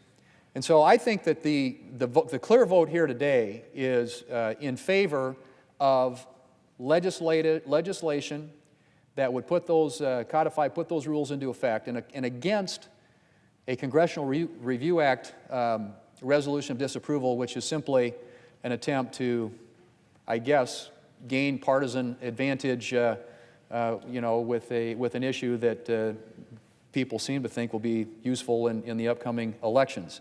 But honestly, it's not going anywhere. We all know that. And I think the sooner we conclude that, the sooner we get serious about sitting down together across from each other and actually putting into law these principles in open internet, the better off we're all going to be. Now, I mentioned this earlier today. There are a number of our colleagues who have made statements publicly as recently as yesterday at a subcommittee hearing, Commerce Subcommittee hearing, where they supported that approach of bipartisan legislation. I've had colleagues on the other side who have made public statements, and I quoted some of them today, in support of a legislative solution and along the lines of what I'm proposing here. And of course, we've had multiple examples of misstatements and hyped up statements that aren't grounded in any sense of reality, so much so that even the Washington Post fact checker came out and said the statements that were being made by the Democrats warranted three Pinocchios. The LA Times editorial just this last week editorialized, and I quote, "Rather than jousting over a resolution of disapproval, Congress needs to put this issue to bed once and for all by crafting a bipartisan deal giving the Commission limited but clear authority to regulate broadband providers and to preserve net neutrality." That's the way to do this, Mr. President. It's not to have an FCC that bounces back and forth from administration to administration at the whim of whatever the political winds of the day are, or perhaps even worse yet, spending a lot of time in court litigating this issue, millions and millions and millions of dollars that could be spent investing in innovation and new technology and new infrastructure that could deliver higher, faster speeds, higher quality of services to people across this country, and including those in rural areas who frankly have missed out on a lot of this. And you're not going to get broadband providers to deliver services or invest in rural areas if they're operating under a cloud of uncertainty, which is what this CRA, if it were successful, would ultimately lead to. So I would simply ask our colleagues on both sides of the aisle to reject this ill-fated and frankly, just charade of an exercise that we're going through here in exchange for a true discussion, bipartisan legislation. I mentioned earlier I have a draft, 2015, that we put together, and I've had numerous opportunities to discuss that draft with members on the other side. We've socialized some of these issues. We've shopped them around. Certainly isn't the end-all product, but that's what legislation is about. It's about the opportunity to sit down, take input from both sides, come up with a bipartisan solution, and I think that's certainly in our reach here if we're just willing to do it. But this is not the way to do it. This is a dead-end canyon which does nothing to solve the issue, and all it does is perhaps whip up some people who, you know, are perhaps interested in trying to use this as a political wedge issue, but it's not going to do anything to solve the problem. So I would urge my colleagues to reject and vote no on this resolution of disapproval, and let's get serious about legislating. Mr. President, I would yield back the balance of our time.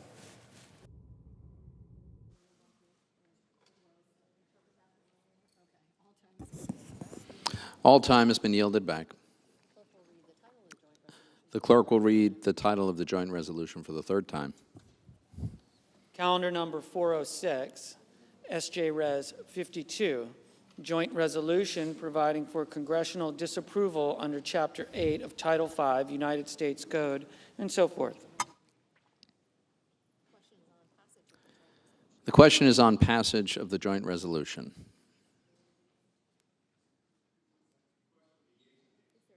Is there sufficient second? There appears to be. There is. The clerk will call the roll. Mr. Alexander, Ms. Baldwin, Mr. Barrasso, Mr. Bennett, Mr. Blumenthal, Mr. Blunt, Mr. Booker, Mr. Bozeman, Mr. Brown, Mr. Burr, Ms. Cantwell, Mrs. Capito, Mr. Cardin.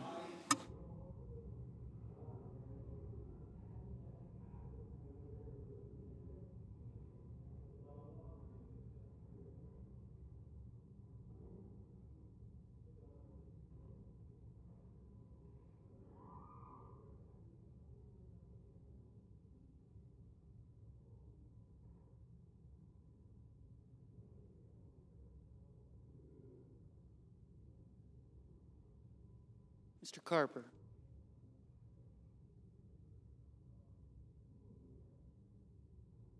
Mr. Casey.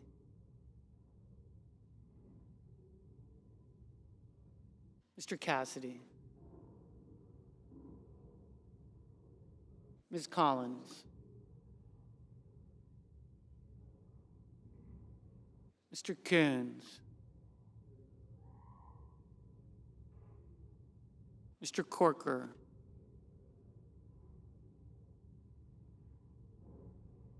Mr. Cornyn.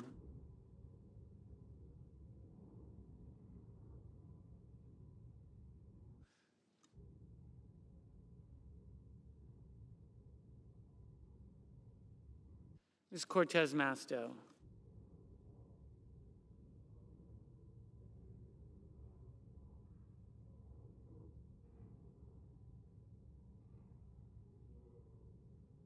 Mr. Cotton, Mr. Crapo, Mr. Cruz, Mr. Daines,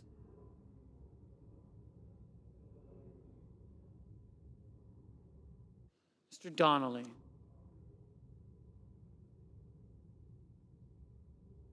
Ms. Duckworth,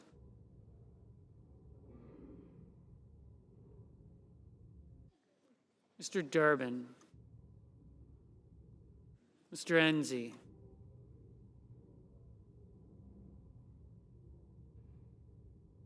Mrs. Ernst,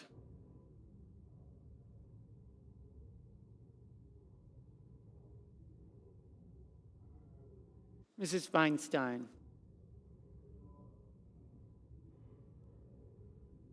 Mrs. Fisher,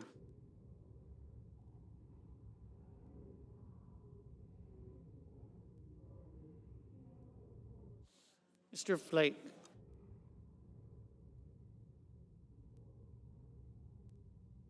Mr. Gardner,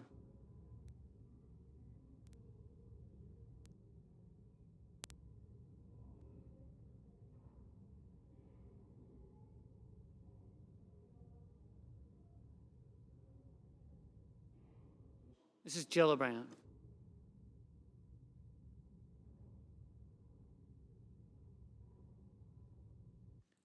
Mr. Graham,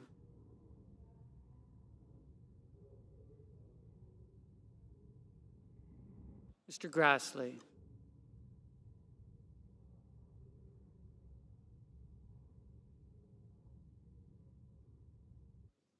Ms. Harris,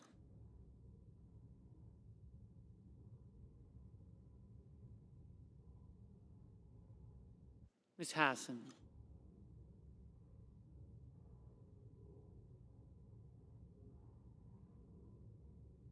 Mr. Hatch,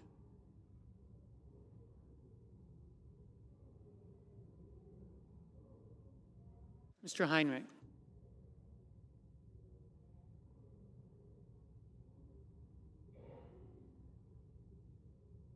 Ms. Heitkamp,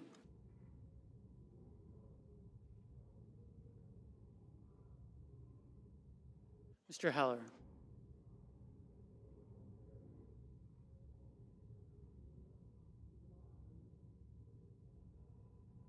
Ms. Hirono,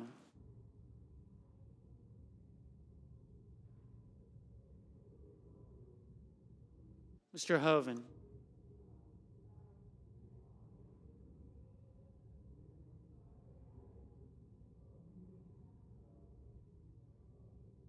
Mrs. Hyde-Smith,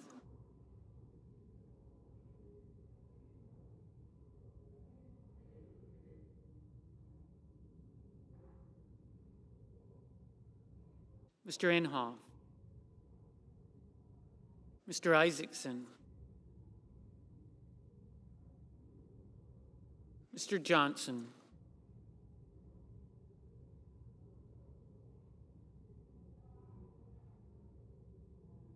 Mr. Jones, Mr. Kane,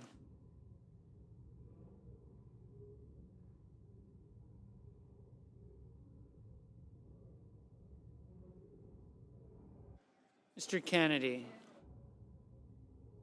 Mr. King,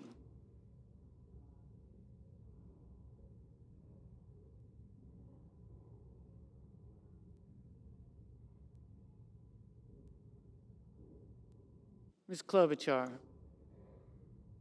Mr. Langford, Mr. Leahy,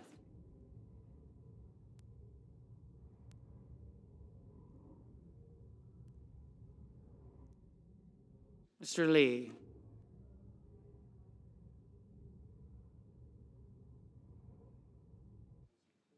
Mr. Manchin,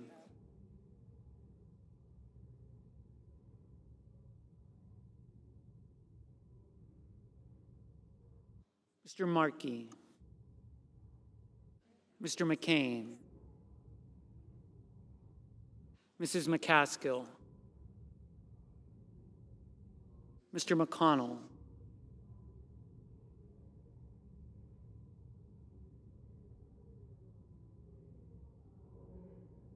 Mr. Menendez. Mr. Merkley.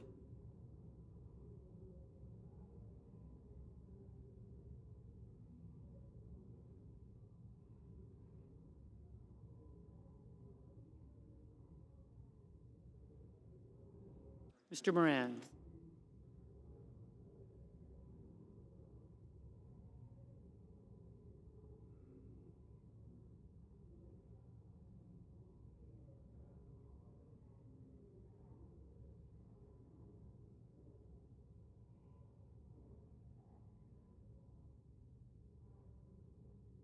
Ms. Murkowski.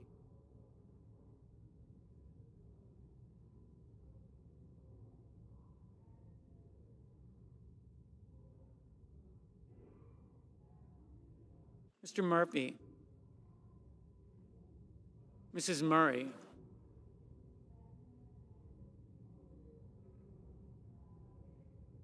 Mr. Nelson.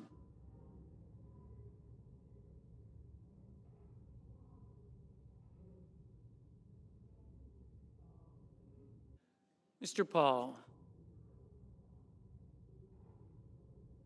Mr. Perdue. Mr. Peters.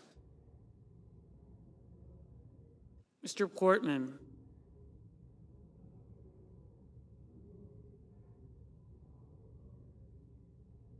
Mr. Reed. Mr. Resch.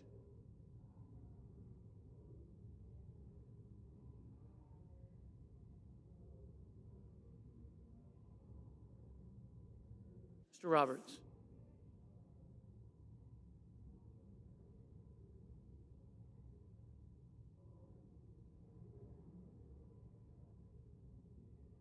Mr. Rounds.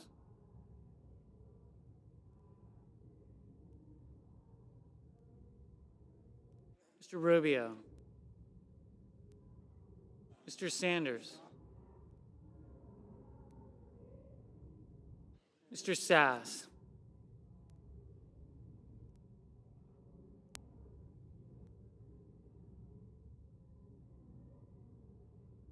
Mr. Schatz. Mr. Schumer. Mr. Scott.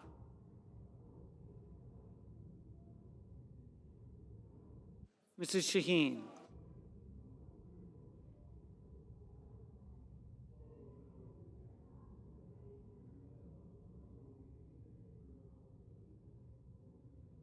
Mr. Scott. Mrs. Shaheen. Mr. Shelby. Ms. Smith. Ms. Stabenow.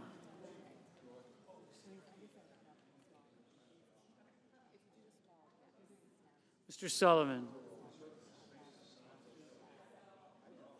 Mr. Tester.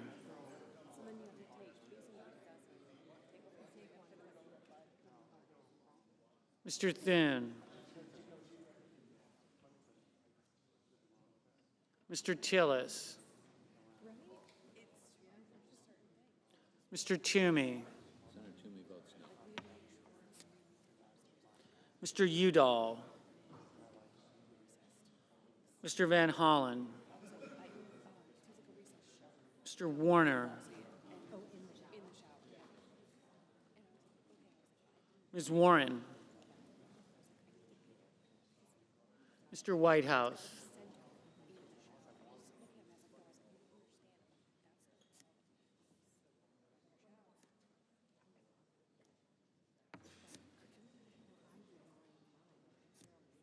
Mr. Wicker. Mr. Wyden. Mr. Young.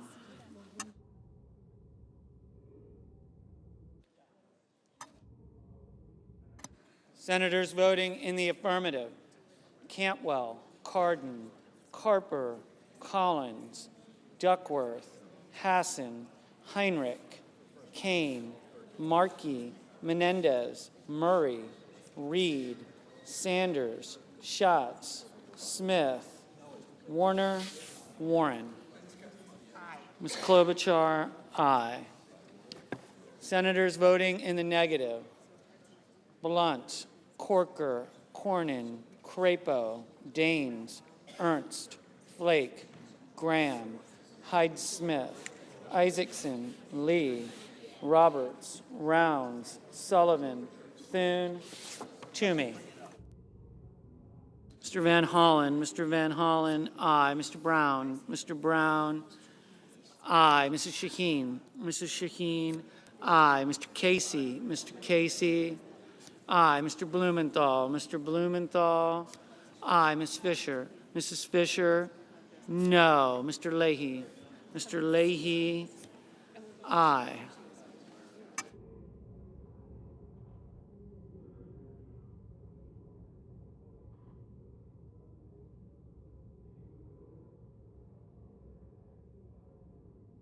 Mr. Peters, aye.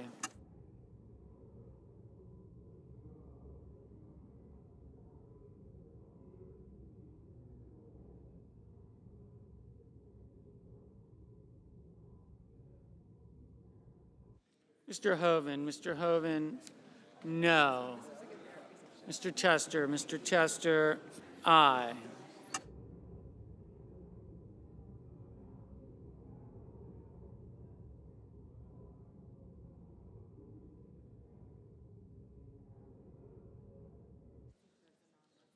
Mr. King, aye. Mr. Sass, no.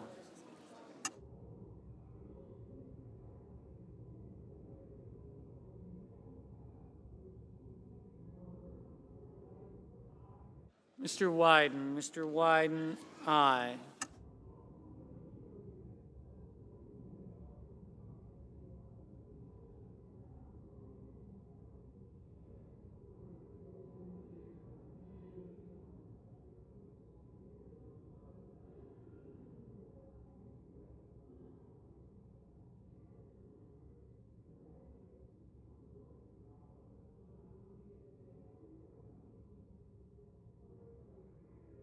Mr. Risch, no. Mr. Manchin, aye. Mr. Portman, no.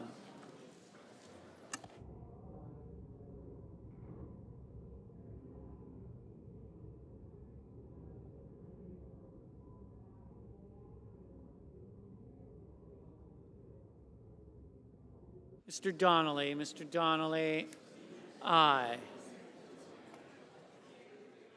Mr. McConnell, no. Mr. Udall, aye.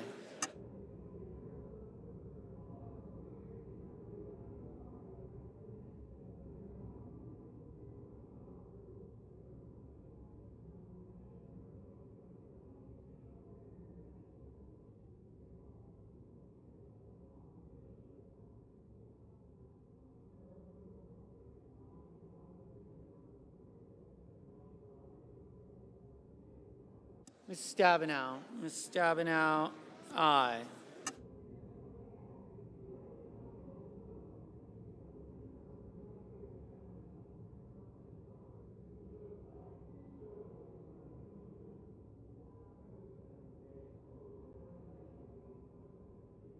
Mr. Kennedy, aye.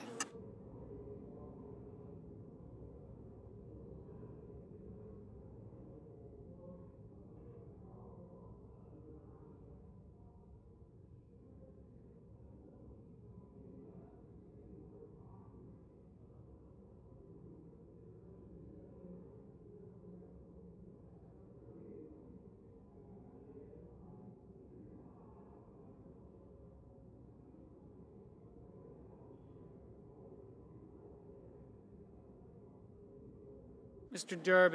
Durbin, aye.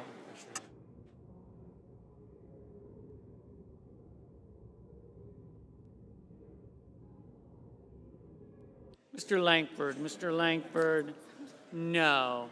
Mrs. Capito, no.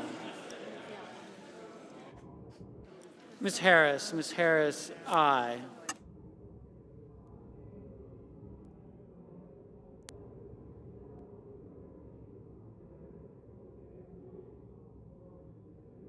Mr. Schumer, aye.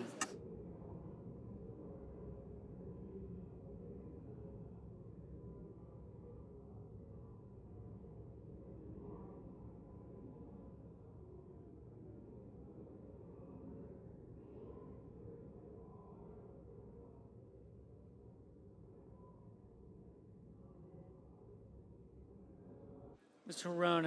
Hirono, aye. Mr. Grassley, no. Mrs.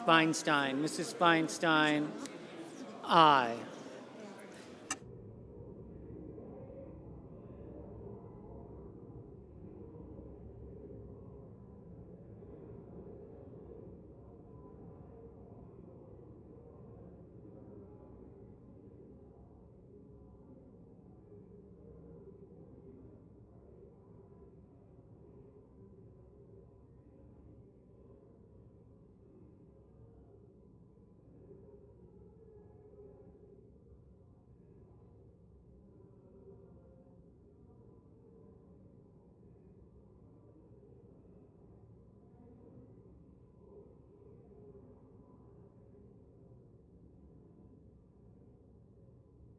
Mrs.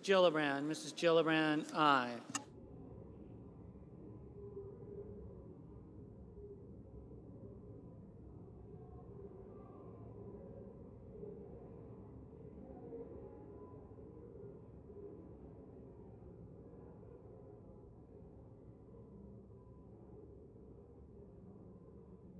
Mr. Bozeman, no.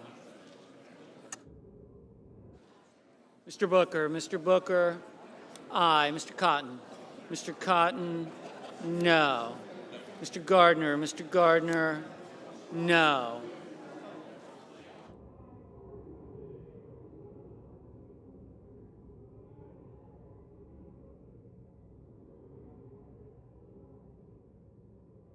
Mr. Wicker, no.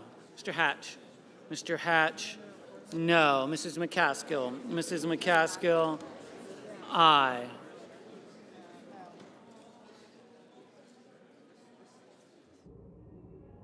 Mr. Heller, no. Mr. Enzi, no.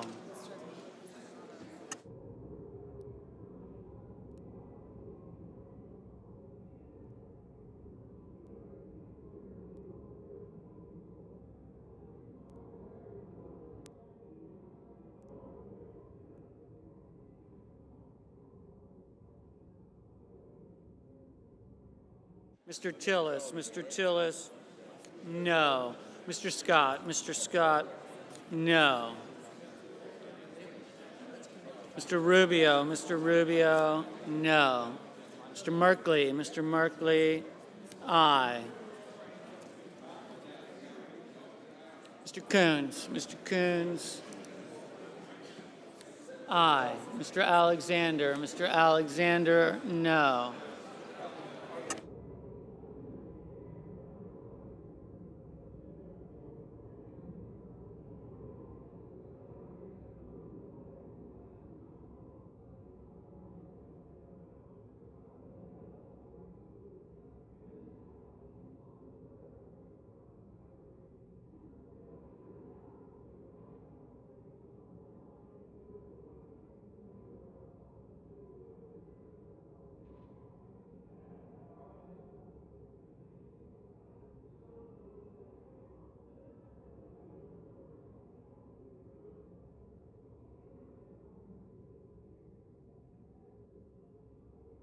Mr.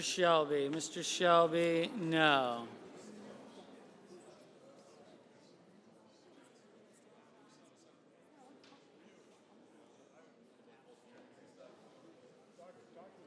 Mr. Johnson, no. Mr. Nelson, aye. Mr. Murphy, aye.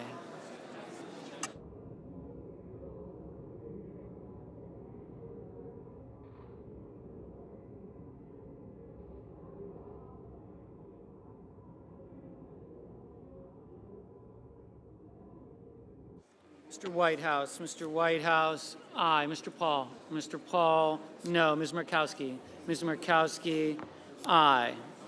Mr. Cassidy, Mr. Cassidy, no. Mr. Inhofe, Mr. Inhofe, no. Mr. Cruz, no. Mr. Jones, aye.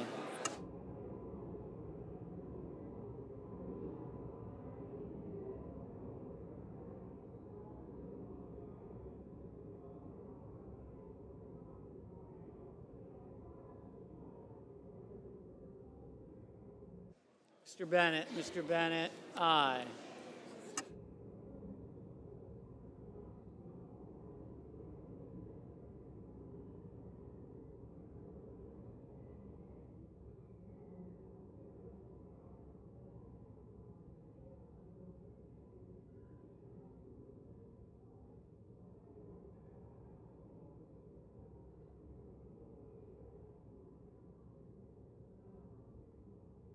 Mr. Purdue, no.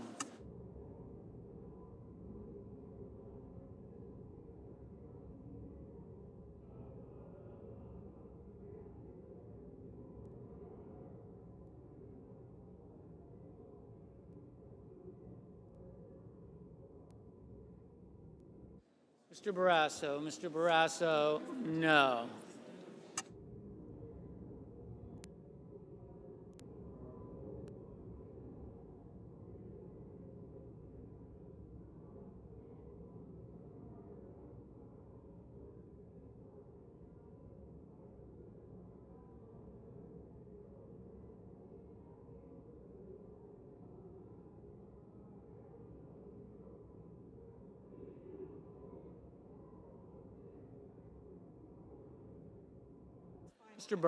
Mr. Burr, no.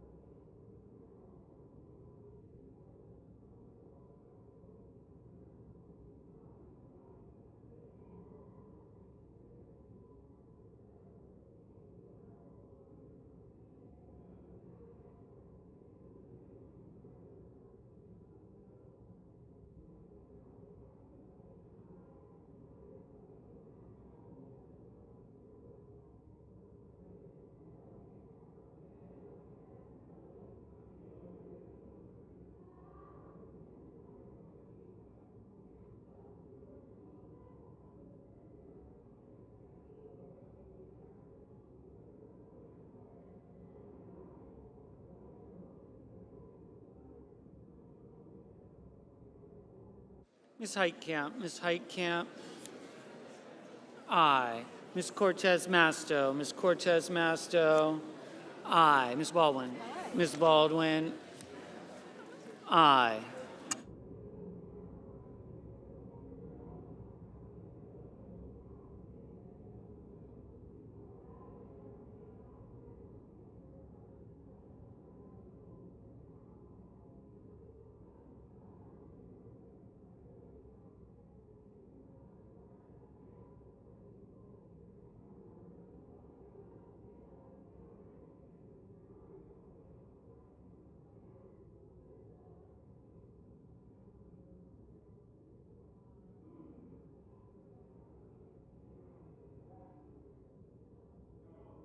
Mr. Moran, no.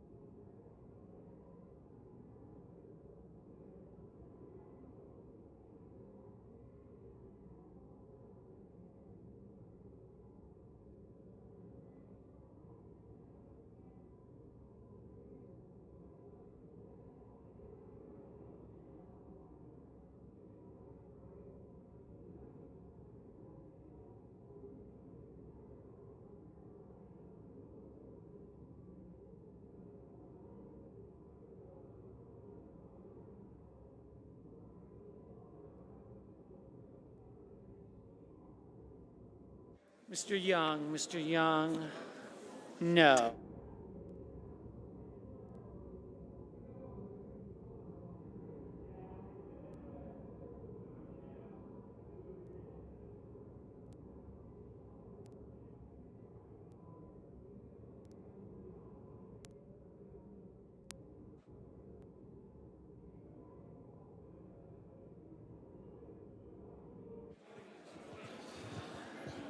The yeas are 52, the nays are 47. The joint resolution is passed.